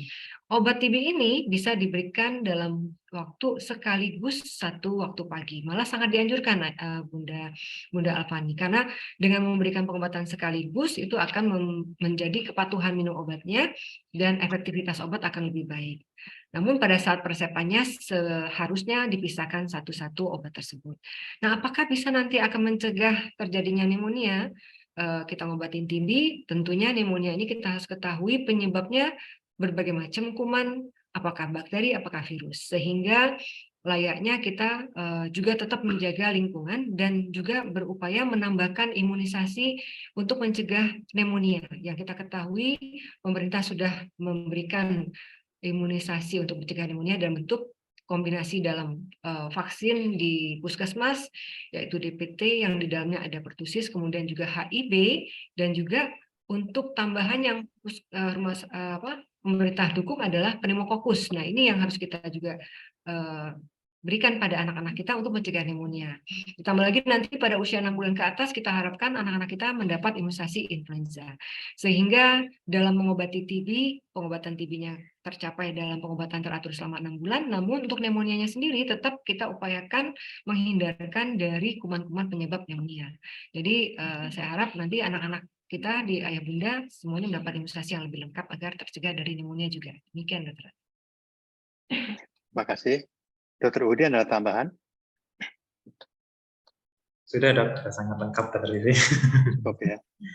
Jadi ya pneumonia, apalagi yang tidak berat, TB juga itu bisa sembuh total ya. TB itu obatnya sudah ada, kemudian juga tinggal minum obat yang teratur saja ya. Kemudian yang keempat, Mbak Titi dari Bekasi ya. Beliau punya anak umur 6 tahun, beratnya 16 kilo. Dan dari pemeriksaan dokter mengatakan stunting dan diduga ada indikasi TB dari hasil ronsen. Tapi mantu tesnya negatif. Anaknya juga aktif dan jarang sakit ya. Kemudian juga yang ditanyakan apakah anak saya tetap dianggap kena TB atau bagaimana? Apakah kita perlu tindakan lanjutan misalnya dengan tes IGRA? Silakan Dr. Titi atau Tudin. Ya. Terima kasih Bunda Titi dari Bekasi. Jadi kita lihat memang pada usia-usia yang di atas 5 tahun dengan hasil pemeriksaan dokternya stunting, biasanya dokter memang mengevaluasi dari semua sisi. Gejala-gejala yang mungkin dievaluasi oleh dokternya, apakah memang tidak ada perbaikan klinis dari berat badan setelah 1 hingga 2 bulan tata laksana gizi yang optimal. Kemudian mungkin dokternya memang mengevaluasi dari gejala lain berupa batuk, demam maupun aktif atau tidaknya. Kalau kita lihat di sini anaknya masih aktif, namun dari pemeriksaan ronsen ditemukan gambaran sugestif ke arah TB. Memang yang kita khawatirkan memang TB ini ada yang subklinikal TB yang tampilan klinisnya tidak terlalu jelas ke arah batuk ataupun mungkin demam, tapi mungkin sudah berpengaruh ke gejala berat badan. sehingga memang dokter mungkin telah memberikan pengobatan yang lebih efektif untuk pengobatan ke arah problem dari penyebab dari problem gambar Ronsen yang tidak yang positif, namun tetap tidak perbaikan, sehingga dokternya menegakkan diagnosis TB klinis. Nah, jadi mungkin Mbak Titi, walaupun terlihat demikian, dokternya telah melihat adanya gejala yang ditunjang oleh hasil dari ronsen. Tadi kita katakan TB klinis dapat ditunjang dari gejala yang tidak membaik setelah 1 bulan, 2 bulan dalam hal ini berat badan, dan juga ditunjang dengan pemeriksaan radiologis. Sehingga memang saya rasa tidak perlu dilakukan pemeriksaan IGRA, tes mantuk saja sudah cukup, dan ikuti apa saran dari dokternya untuk diberikan pengobatan TB paru klinis. Demikian. Ya, terima kasih Dr. Vivi. Nanti kita lihat perkembangannya Bu Titi ya. Biasanya dengan pengobatan TB itu akan kelihatan jelas klinisnya membaik, berat badan juga mungkin akan meningkat, keluhan lain juga akan menurun. Jadi untuk IGRA mungkin tidak usah dilakukan. Saya lanjutkan, saya kira kita punya waktu masih cukup banyak ya. Dari Mas Bagus Rama ya. Selamat siang dokter, ingin bertanya, apa saja warning sign yang perlu kita waspadai pada TB anak? Kemudian juga mengenai pemberian obat etambutol, apakah hanya dikasih setelah diketahui BTA positif atau ada kondisi tertentu? Terima kasih. Silakan Dr. Vivi atau Rudin.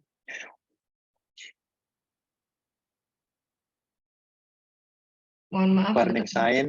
Ya. Warning sign tadi ya, jadi ya. Sebentar. Ya, memang banyak sekali. Saya tadi mencoba menjawab yang di chat, tapi memang banyak sekali dan tidak terkejar untuk menjawab di chat.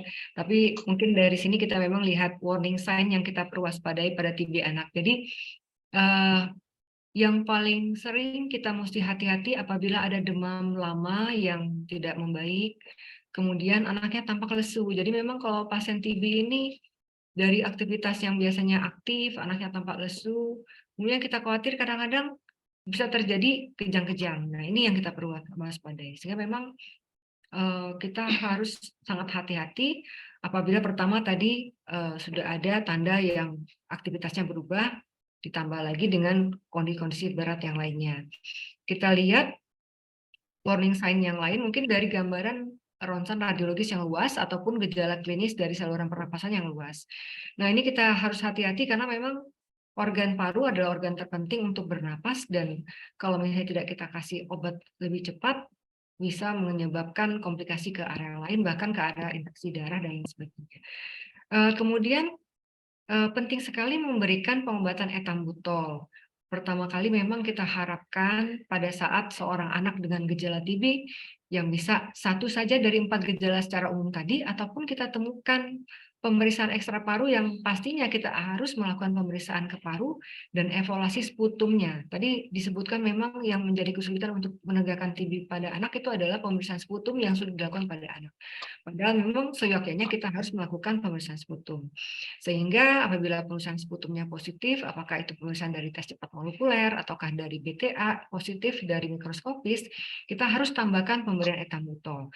Ataukah tadi yang kita sebutkan, kalau kita menemukan pasien-pasien walaupun sputumnya tidak positif, tapi kita dapatkan pemeriksaan ekstra parunya jelas sekali, misalnya TB paru, TB miliar, kemudian TB meningitis, TB tulang, ya, TB skrofoderma dan TB yang lainnya yang memang kita lihat ini adalah TB yang bentuk berat, yang mungkin munculnya tidak di paru tetapi di organ lain, sehingga kita harus tambahkan etambutol. Dan pastinya kita juga harus melihat kondisi tertentu seperti pasien-pasien HIV. Pasien anak-anak HIV ini apabila kita tegakkan diagnosis TB walaupun secara klinis, kita tetap berikan pengobatan tambahan berupa etambutol karena kita khawatirkan menjadi TB yang berat. Kemudian Dr. Rani. Ya, saya kira cukup jelas ya, Mas Bagus. Saya lanjutkan dengan pertanyaan Mbak Pega Oktama. Beliau menanyakan tentang gejala TB perut, TB abdomen. Kemudian satu lagi pertanyaan yang cukup menarik adalah, apakah penyakit TBC bisa sembuh sendiri tanpa adanya pengobatan? Silakan, Dr. Vivi atau Dr. Udin. Ya, untuk gejala klinis, untuk TB abdomen, Dr. Udin, saya lagi banyak. Jadi memang TB abdomen ini sangat khas ya, memang kadang-kadang malah memang munculnya itu masuknya datang ke teman-teman yang di bagian konsultan gastro.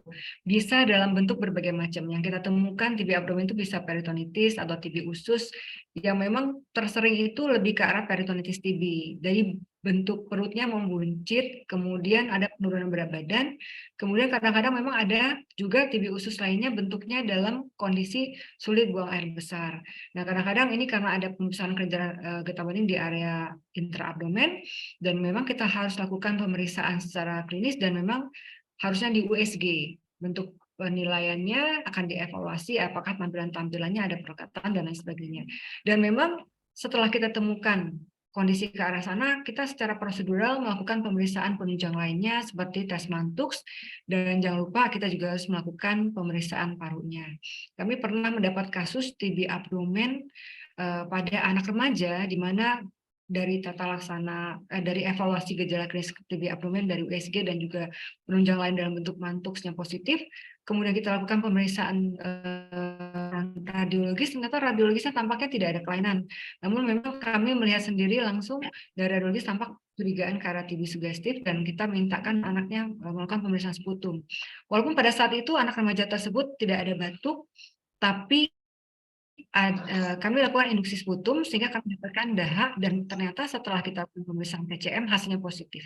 Nah, salah satu yang menjadi contoh buat ayah bunda, harus hati-hati walaupun kita temukan ekstra paru dalam bentuk abdomen yang bisa bentuknya berbagai macam, apakah peritonitis atau TB usus dengan berbagai macam klinisnya. Jangan lupa kita harus evaluasi pemeriksaan sputum yang penting untuk mengevaluasi klinis dan juga mengantisipasi penularan yang harus kita juga jalankan bersama agar tidak terjadi rantai penularan di sekitar anak tersebut. Demikian, Dr. Iya, Dok. Ya, terima kasih Dr. Bibi. Mungkin satu lagi ini, apakah penyakit TB bisa sembuh sendiri tanpa adanya pengobatan? Iya, kalau sudah bergejala sebaiknya harus berikan pengobatan, karena artinya sudah ada gejala dan biasanya daya imun tidak akan bisa menahan penyakit tersebut. Dan bila tidak diobatin, kita khawatirkan gejala yang tadinya awal ringan akan menjadi berat dan bahkan menjadi komplikasi yang bisa menyebar ke melalui darah ke otak, ke tulang dan lain sebagainya, sehingga kita harus lebih antisipasi pengobatan lebih lama dan lebih banyak obatnya. Demikian mungkin keterangan. Dr. Udin ada tambahan? Iya, Dok. Terima kasih, Dok.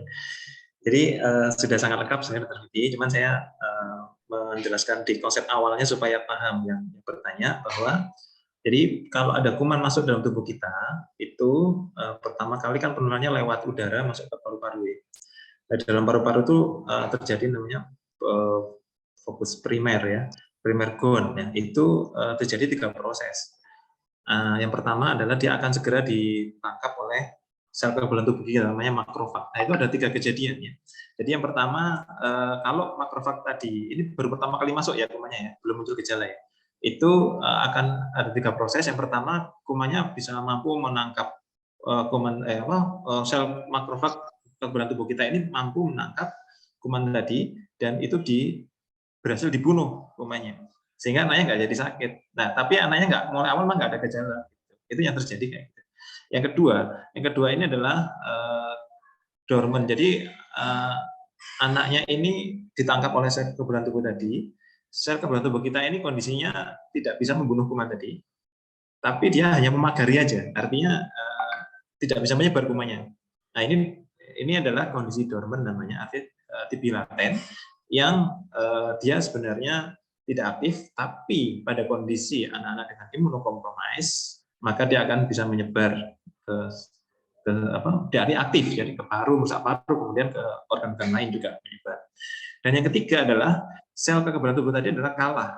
Setelah menangkap, dia berusaha membunuh kuman, tapi dia perang, tapi kalah dengan kuman tadi. Nah, ini muncullah sakit. Jadi kalau tadi pertanyaannya anak tadi apakah bisa sembuh sendiri seandainya sudah sakit TB, maka jawaban seperti yang disampaikan Dr. Bibi tadi, bahwa dia tidak bisa hanya mengandalkan kekebalan tubuh karena dia sudah kalah gitu ya. Jadi sebaiknya ya dikasih obat kalau sudah muncul gejala. Itu clue-nya. Kalau anaknya hanya berkontak tapi terpapar saja, tapi anaknya baik-baik saja, artinya mungkin daya tubuhnya anak itu bagus gitu. Sehingga dia hanya terpapar atau terinfeksi saja. Seperti itu. Terima kasih, Dr. Ya, makasih Dr. Udin. Jadi kalau anaknya sudah bergejala itu juga memperlihatkan bahwa memang daya tahan tubuhnya tidak mampu untuk mengatasi itu, sehingga risiko sekali kalau tidak diobati mereka akan lebih berat dan seterusnya. Terima kasih, saya kira cukup jelas ya Mbak Paga Utama. Kemudian kita lanjutkan Mbak Hanifah Aulia. Beliau menanyakan apa saja dampak TB terhadap tumbuh kembang anak. Ini pertanyaan juga kritis-kritis ini Mbak Pipi, Dr. Pipi sama Dr. Udin ya. Dan ini juga hal-hal yang sehari-hari ditemukan. Silakan. Jadi dampak TB terhadap tumbuh kembang. Ya, dampak TB pada tumbuh kembang pastinya kalau misalnya terkena TB ada beberapa kondisi yang mungkin terjadi pada sistem tubuh. Salah satunya adalah mungkin anaknya lesu dan mungkin nafsu makannya menurun. Itu yang pasti mungkin kita akan temukan pada banyak atau sebagian dari anak-anak TBC. Sehingga memang harus kita dampingi untuk pengawalan pemberian nutrisi yang optimal untuk mencapai tumbuh yang baik pada seorang anak. Kemudian dari sisi perkembangan, apabila seorang anak terkena TB berat, misalnya saja problem parunya yang sudah mungkin kerusakan parunya luas, otomatis memang sistem pernapasannya akan terganggu dan otomatis akan mengakibatkan fungsi parunya akan menurun sehingga beberapa aktivitas walaupun sudah sembuh, mungkin beberapa aktivitas akibat kecacatan ini akan menjadi terganggu. Kemudian yang kita khawatirkan apabila TB beratnya berupa meningitis atau TB otak ataupun akibat kejang-kejang, akhirnya nanti anaknya akan terganggu sistem sarafnya sehingga ini akan terjadi kelumpuhan dan otomatis akan terjadi gangguan tumbuh dan kembangnya. Kadang-kadang memang ada gangguan penelan dan lain sebagainya sehingga memang sangat berdampak di masa depannya. Pada TB tulang sendiri, apabila terkena TB tulang, tidak dilakukan koreksi dan nantinya bisa menjadi kecacatan yang permanen. Sehingga memang kalau kita mengobati TB tulang tidak hanya cukup pada dokter anak, tetapi terpenting berkolaborasi dengan teman-teman sejawat dari bedah tulang agar tetap melakukan pendampingan dalam hal tulang-tulangnya agar tetap berfungsi dengan baik di kemudian harinya setelah sambil kita juga obatin pengobatan TB-nya. Dan terpenting yang kita juga harus hadapi bahwa secara psikis, jadi anak-anak TB ini perlu kita support, perlu kita dampingi dan memberikan semangat bahwa apabila seorang anak dengan pengobatan TB yang kita tidak support, yang support bukan hanya anaknya, tentunya pada keluarganya, sehingga memang kita sangat berharap teman-teman di masyarakat itu memahami bahwa penyakit TB ini perlu pendampingan secara moral karena dengan pencegahan tentunya dengan juga mengantisipasi penularan pada saat pasiennya minum obat TB itu menjadi penting memberikan support sehingga walaupun anak dengan TB paru infeksius bukan berarti dia tidak boleh sekolah tetapi dia harus mengetahui bagaimana dia mencegah menularkan kepada teman-temannya. Dia harus pakai masker N95, dia harus terkena matahari agar tidak terpapar. Dan tadi kita memberi support pada mereka karena TB itu bisa sembuh asal berobat dengan teratur dan selalu kita dampingi dari sisi moral. Ya, demikian Dr. Roni. Oke, saya kira cukup jelas ya Mbak Hanifah. Dr. Udin mau menambahkan, silakan. Ya, terima kasih ya. Saya sangat lengkap juga berarti ada sedikit ya saya sampaikan. Jadi tadi bahwa anak kena TBC itu akan menimbulkan dia karena TBC kuman TBC itu mengeluarkan leptin ya. Nah, leptin ini menyebabkan anaknya itu nafsu makan menurun ya, itu ya. Sehingga anaknya akan berat badan turun. Nah, berat badan turun ini otomatis akan berdampak pada jadinya dia bisa kurus, kemudian gizi buruk, kemudian sama juga stunting. Jadi anaknya akan pendek. Itu mempengaruhi pertumbuhannya. Kemudian untuk perkembangannya, anak TB ini juga mempengaruhi seandainya TB otak, dia akan mempengaruhi kerusakan saraf-saraf itu yang mempengaruhi fungsi-fungsi dari tumbuh kembangnya. Ada 4 aspek: bicara, kemudian motorik, ya, kemudian ada personal sosial sama fine motorik halus ya. Nah itu terpengaruh juga. Jadi ada beberapa pasien saya itu terlambat bicara ya karena TBC di otak, kemudian juga gangguan bicara, kemudian CP juga akhirnya dia gangguan motoriknya. Jadi otomatis sangat-sangat berdampak bahwa TBC ini akan sangat mengganggu terhadap tumbuh kembang. Di samping itu anak TBC itu mudah mengganggu kekebalan tubuhnya, juga akan ikut gampang terinfeksi ya, maka dia akhirnya mudah sakit, jadi seperti itu. Terima kasih Dr. Roni. Terima kasih Dr. Udin, saya kira cukup jelas ya Mbak Hanifa. Kemudian jika kita lanjutkan, kita masih punya cukup banyak waktu sampai 11.50 ya. Kita coba kalau bisa jawab semua, kalau tidak mungkin nanti tertulis ya Dr. Vivi sama Dr. Udin ya.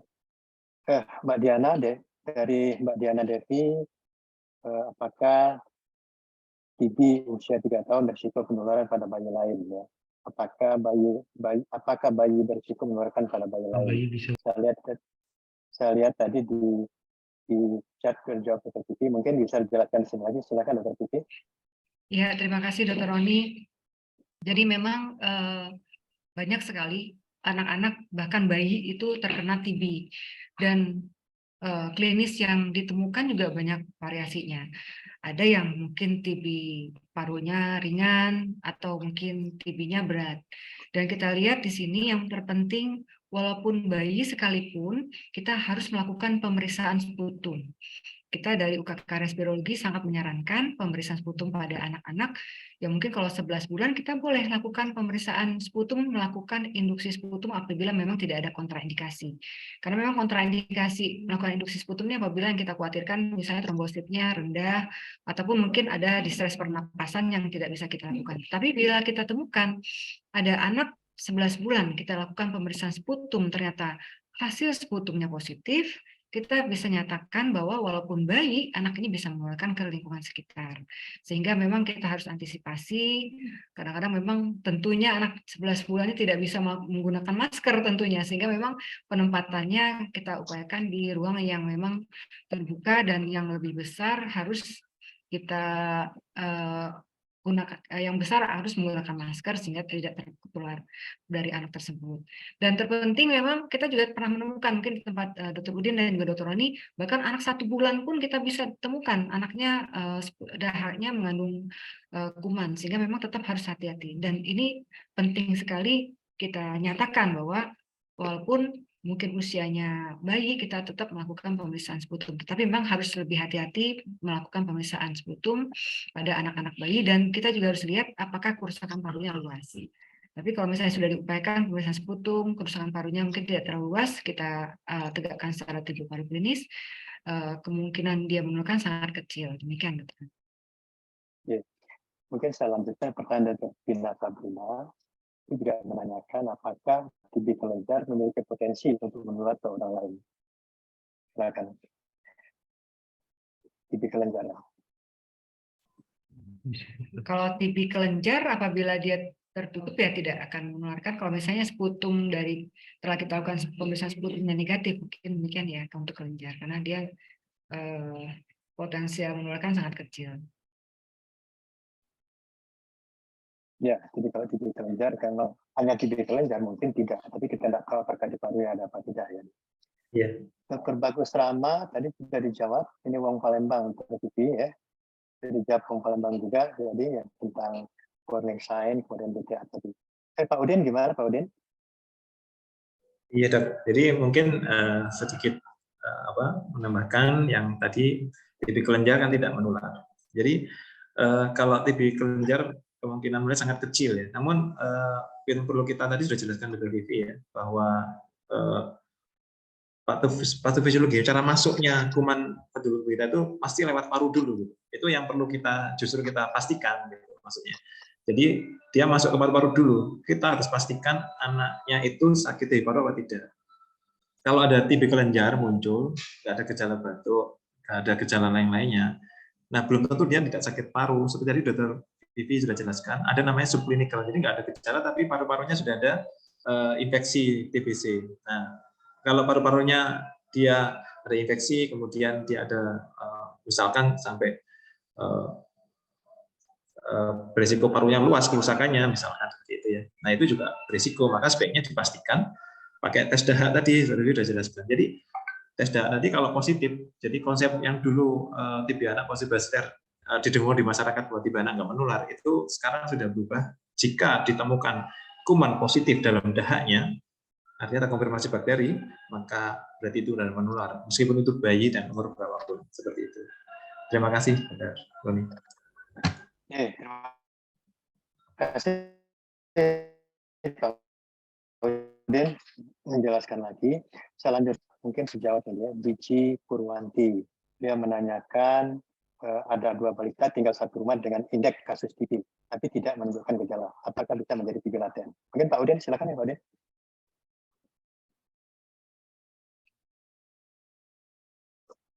Dr. Pipi, silakan. Tentang TB laten Pak Udin, silakan Pak Udin. Ya. Maaf, Dr. Roni. Jadi tadi sinyal sempat putus-putus sedikit. Ya. Apa boleh? Jadi ada dua balita tinggal satu rumah dengan indeks kasus TB, tetapi tidak menunjukkan gejala TB. Apakah bisa menjadi TB laten? Oh iya. Ya, jadi ini yang seperti saya paparkan tadi, bahwa ini ceritanya ada case index. Case index itu adalah mungkin yang para ayah bunda yang belum paham tentang case index. Case index itu adalah seorang yang sakit TBC yang berisiko menularkan pada lingkungan sekitarnya.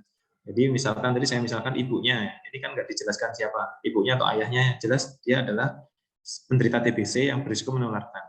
Nah, pada kasus ini maka seandainya case index tadi itu batuk, maka akan berisiko menularkan pada 15 orang di sekitarnya, termasuk anak-anaknya. Ini kan ada 2 bayi, dan bayi adalah salah satu kelompok anak yang berisiko tinggi untuk tertular, ya. Jadi dia balita, maka sangat risiko tinggi tertular. Nah, pada kasus ini dia anaknya adalah sangat berisiko terjadi TB laten.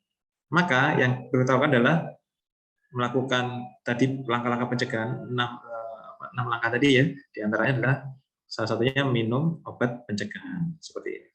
Terima kasih. Supaya dibawa ke fase terdekat ya, seperti itu. Ya. Melanjutkan ini dari Mbak Amel Rospi ya, yang menanyakan apabila satu rumah ada terkena TB kelenjar yang sudah minum OAT, apakah balita yang serumah dengan pasien tersebut perlu dites TB walaupun tidak ada gejala? Audien mungkin silakan ini. Ya, terima kasih ya. Jadi ini yang hampir sama dengan pertanyaan tadi sempat kita bahas, bahwa kalau TB kelenjar saja tanpa ada gejala yang lain, tanpa ada TB paru misalkan, itu adalah sangat kecil kemungkinan untuk bisa menularkan.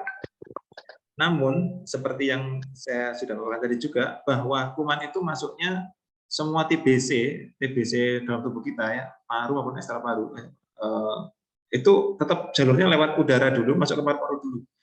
Ya, dia bisa menyebar ke tulang, ke kelenjar, ke hati, ke jantung, kemana-mana itu lewat paru dulu.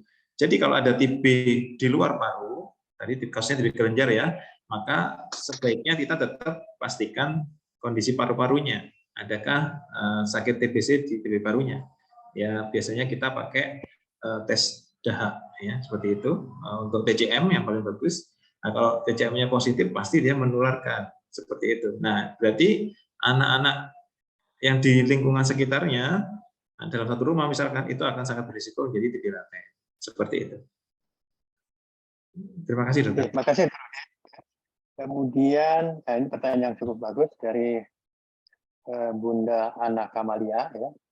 Beliau menanyakan, apakah ada langkah pencegahan TBC dari pemerintah, seperti mewajibkan semua orang tes TB secara bertahap, melihat peningkatan kasus TB anak yang dapat menyebabkan stunting dan penurunan IQ, terutama tes untuk dewasa. Bagaimana Pak Udin?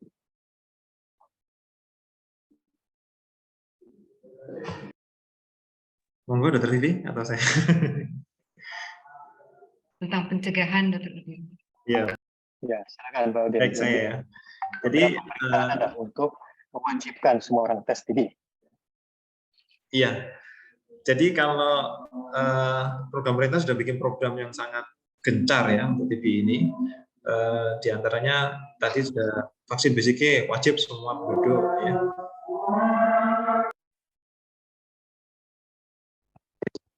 Ya, jadi vaksin BCG wajib semua penduduk.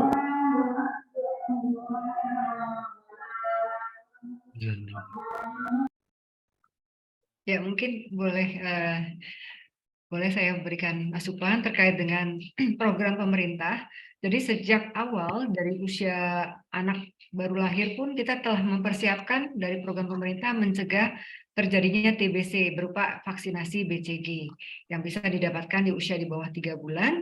Dan sebetulnya kalau anak di atas 3 bulan tetap kita bisa berikan, tetapi anaknya harus lakukan pemeriksaan apakah sudah terpapar infeksi TBC, sehingga kita harus lakukan mantux atau IGRA dulu sebelum dilakukan pemeriksaan BCG apabila sudah negatif.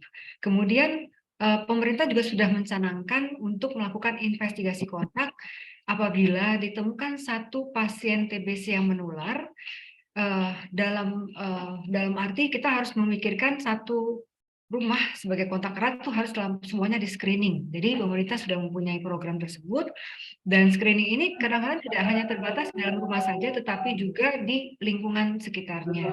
Jadi ada target dari pemerintah untuk mengupayakan mencari apakah ada pasien-pasien TB lainnya yang sudah terkena ataupun orang-orang yang sudah terinfeksi. Jadi anak balita harus diberikan pencegahan bila tidak ada gejala, dan anak di atas 5 tahun hingga dewasa pun akan diberikan pengobatan pencegahan apabila terbukti terinfeksi dari TBC tersebut agar memutus mata rantai. Dan yang terbaru, program pemerintah telah melakukan sosialisasi ke beberapa rumah sakit yang memberikan pengampuan pada program diabetes mellitus pada orang-orang di atas 18 tahun ke atas. Telah dicanangkan program untuk men-screening TB setiap tahunnya. Jadi pemerintah telah mensubsidi biaya ronsen dan juga pemeriksaan lainnya untuk pasien-pasien TB DM yang memang 10-20% dari pasien DM itu biasanya sudah terjangkit TB dan segera diberikan pengobatan apabila ditemukan dalam screening tersebut telah terkena TB. Jadi pemerintah sudah membuat. Berikut juga pemerintah telah memberikan dan menyediakan obat-obatan TB secara gratis dari seluruh usia, baik anak maupun dewasa, dan juga memberikan secara gratis obat-obatan pencegahan seluruh usia. Nah, ini yang kita memang upayakan mensupport tidak hanya di lingkungan ASN, tapi juga di luar ASN pun kita berharap mensupport program pemerintah ini agar bebas TBC untuk Indonesia di 2030. Silakan terlebih. Ya, Dok. Silakan Pak. Berikan sedikit, Dok. Kalau tambahan. Iya, jadi memang pemerintah sudah sangat-sangat gencar ya program tadi. Jadi biasanya para petugas kesehatan di Puskesmas itu akan mencari 20 orang yang sekitar dia ada terkena TB 1, maka di sekitarnya 20 orang wajib di screening untuk mencari sumber penularan seperti yang saya paparkan tadi. Dan sekarang juga ada, alhamdulillah di samping pemerintah, masyarakat pun dan organisasi sangat antusias, alhamdulillah sangat bagus sekali ya. Seperti di Jogja ini ada pelopornya Dr. Rina, jadi program Zero TB, jadi screening aktif ya di ronsen sama tes dahak itu seperti itu dilakukan pada masyarakat yang kelompok-kelompok berisiko. Jadi seperti itu. Terima kasih Dr. Roni. Terima kasih. Jadi sudah banyak sebetulnya program-program pemerintah untuk TB ini ya. Tapi kalau untuk semua orang di screening TB saya kira belum. Ada kelompok-kelompok tertentu yang memang harus screening. Hingga juga peran kita sendiri, peran masyarakat sendiri. Kalau memang mengetahui ada yang dicurigai TB, mungkin bisa dilaporkan ke petugas kesehatan, bisa ditindaklanjuti sehingga tidak ditemukan. Masih banyak, kita punya waktu sekitar 2 menit lagi. Ini yang pertanyaan Mbak Yuli Media, saya kira mungkin dijawab Dr. Vivi dengan tertulis saja. Ya. Ini juga dokternya Dr. Vivi, mungkin diselesaikan secara kekeluargaan nanti. Dijawab, ditulis ya Dr. Vivi ya. Kemudian juga ada lagi dari Mas Agus Tri ya. Ditanyakan kenapa diagnosis TB pada anak sulit dibanding pada dewasa. Kemudian yang ketiga, yang kedua,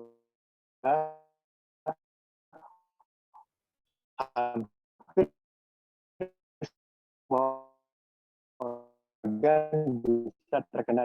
Kenapa di buku tidak bisa ada dokter kulit? Kenapa diagnosis TBC sulit dibanding dewasa?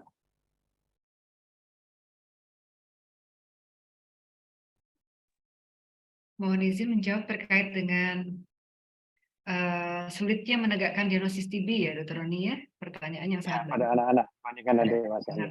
Ya, jadi memang pada anak memang kita lihat gejala yang mungkin muncul itu tidak langsung tampil dalam gangguan pernapasan ataupun batuk lama. Kadang-kadang memang muncul bisa juga dalam bentuk-bentuk lainnya, dan kadang-kadang bahkan ada anak-anak dengan kondisi kejang-kejang demam kemudian meninggal tanpa sempat kita melakukan pemeriksaan lainnya karena udah datang dalam keadaan parah.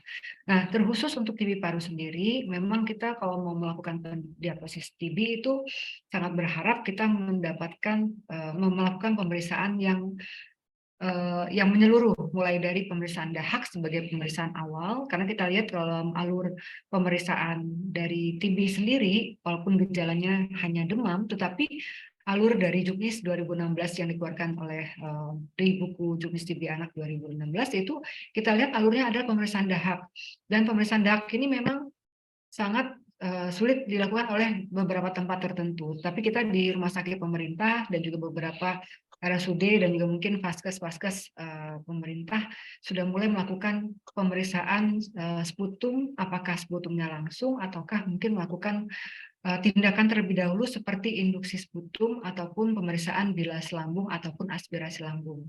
Nah, ini kita berupaya untuk melakukan pendekatan diagnosis TB secara bakteriologis. Kemudian memang untuk TB anak sendiri tidak hanya melakukan pemeriksaan dahak, kita harus melakukan pemeriksaan lebih lanjut. Kalau misalnya pemeriksaan dahaknya positif, sebetulnya tidak dilakukan pemeriksaan tes mantux. Tapi apabila kita menemukan hasil dahaknya negatif, kita harus melanjutkan ataupun mungkin pemeriksaan dahaknya tidak tersedia di fasilitas tersebut, kita harus melakukan pemeriksaan tes mantux atau IGRA yang untuk membuktikan apakah ada bukti infeksi TBC pada seseorang. Dan ini yang menjadi kendala. Kadang sangat sulit didapatkan pemeriksaan ini di daerah-daerah tertentu, ataupun mungkin kalau untuk pemeriksaan IGRA harganya mahal, sehingga ini menjadi suatu kendala untuk melakukan pendekatan diagnosis TB. Kemudian pemeriksaan radiologis. Kita tahu hasil dari pemeriksaan radiologis ini kalau misalnya hasilnya jelas mungkin ke arah milier ataupun ke arah kavitas yang mungkin ditunjang dengan gejala klinis yang jelas, itu mungkin kita lebih mudah menegakkan diagnosis TB. Tetapi kalau misalnya tampilan gambaran sugestif TB-nya berupa infiltrat atau pembesaran penjaga temening, kadang-kadang tampilan gejala pada seorang anak pun tidak terlalu jelas, ini yang menjadi kesulitan bagi teman-teman sejawat untuk melakukan pendekatan diagnosis TB. Sehingga perlu evaluasi lebih lanjut apakah ada gejala-gejala sakit lain yang mirip dengan gejala-gejala TB. Nah, penting sekali untuk menekankan sejak awal sebetulnya gejala-gejala yang dimunculkan itu apakah betul-betul spesifik ke arah TB, sehingga memang fokus untuk menegakkan diagnosis TB apabila kita mengikuti alur yang telah dikeluarkan oleh Kemenkes dan IDAI yang sebetulnya sangat sederhana, kita akan mematok alur-alur tersebut dengan tata laksana pengobatan lain di luar penyakit TB yang mirip mungkin gejalanya, insya Allah tidak akan menjadi sulit mungkin demikian. Karena ada jawaban apabila kita terkendala melakukan pemeriksaan dahak, ada jawaban apabila kita terkendala melakukan pemeriksaan penunjang seperti tes mantuk atau IGRA. Dan terpenting yang mencari adalah carilah kontak indeksnya, kasus indeksnya. Adakah yang sakit TB? Karena kadang-kadang yang muncul bukan yang sakit TBC, tetapi adakah orang-orang yang terduga sakit TBC di sekitar anak tersebut, terutama orang dewasa. Ini menjadi penting untuk kita gali dari analisis. Demikian. Ya, terima kasih Dr. Pipi. Saya kira masih banyak pertanyaan, mungkin mohon maaf, mungkin kita tidak bisa jawab semua, tapi kami usahakan nanti ini akan kita kumpulkan, mungkin juga akan kita bentuk satu buku yang memuat tentang tanya jawab tentang TBC. Karena pertanyaan menarik-menarik dan hal yang sehari-hari ditemukan. Satu lagi mungkin untuk Pak Udin, tentang vaksinasi BCG. Apakah tidak ada yang lebih paten dari sekarang dibanding BCG ya? Iya, Dok. Oke, Terima kasih Dr. Roni pertanyaannya. Jadi memang vaksin BCG ini sudah ada sejak lama dan masih ada sekarang ini penelitian-penelitian untuk vaksin yang lebih baru ya, namun belum sampai ke tingkat di launching di masyarakat, masih dalam proses penelitian. Memang vaksin BCG ini ya dia bisa mencegah penyakit TBC yang parah, namun untuk TBC yang yang ringan itu kadang-kadang masih ada. Itu dikarenakan memang beberapa hal ya. Di antaranya adalah faktor pertama genetik, tiap anak itu berbeda. Kekuatan imun tiap anak itu berbeda. Nah, yang kedua adalah strain-strain tiap daerah di dunia ini berbeda-beda. Masuk di Indonesia antar pulau juga berbeda-beda, sehingga masih ada memungkinkan bisa berjangkit penyakit TBC.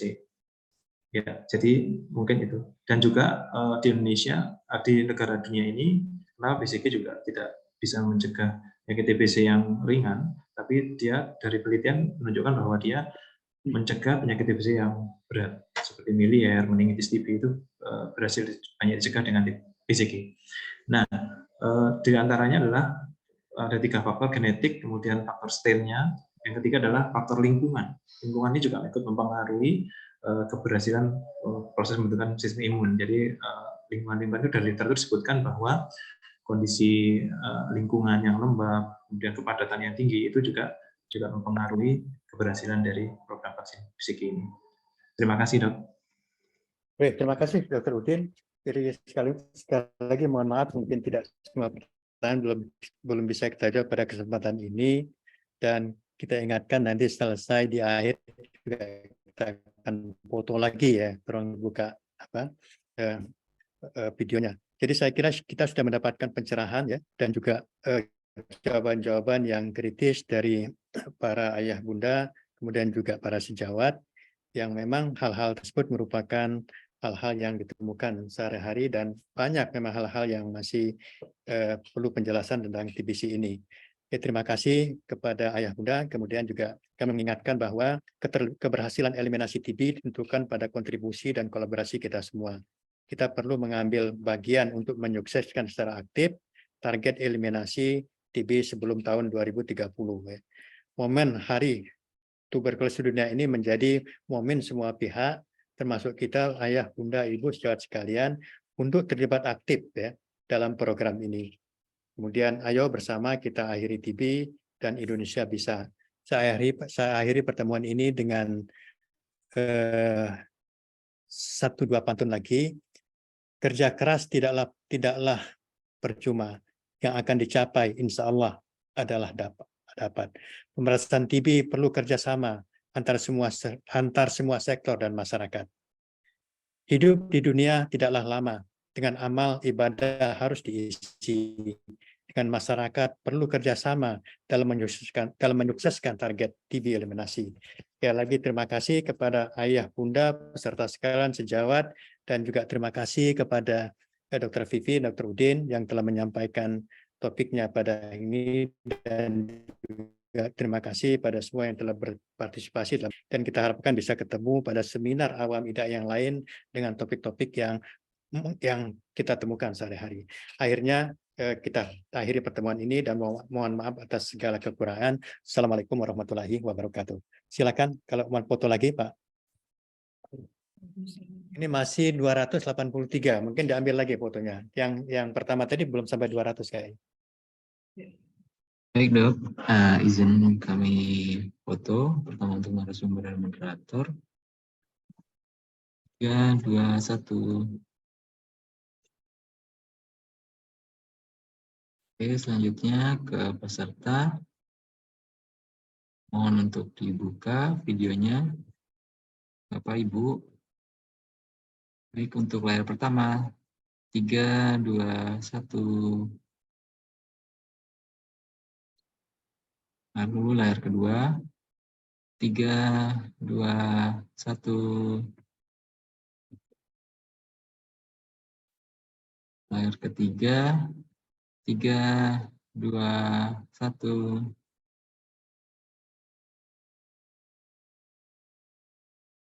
Ya, dok, untuk yang on cam hanya sampai layar ketiga, dok. Terima kasih, dok. Ya, terima kasih. Jadi Dr. Vivi, Dr. Udin, ada pertanyaan nanti kita kumpulkan dan nanti kita coba untuk dijawab tertulis atau kita buat dokumentasinya ya. Mudah-mudahan juga ini bermanfaat, dan kita akhiri pertemuan ini ya. Insya Allah kita bisa ketemu lagi dalam lain kesempatan, baik topik TB maupun topik-topik ama yang lain. Terima kasih untuk semuanya. Terima kasih Dr. Roni, terima kasih teman-teman di Terima kasih Dr. Roni, Dr. Vivi, Terima kasih terima semua. kasih juga pada PPI Terima kasih dan Ayah Bunda seluruh ayah bunda. Terima Semoga kasih. bermanfaat ya.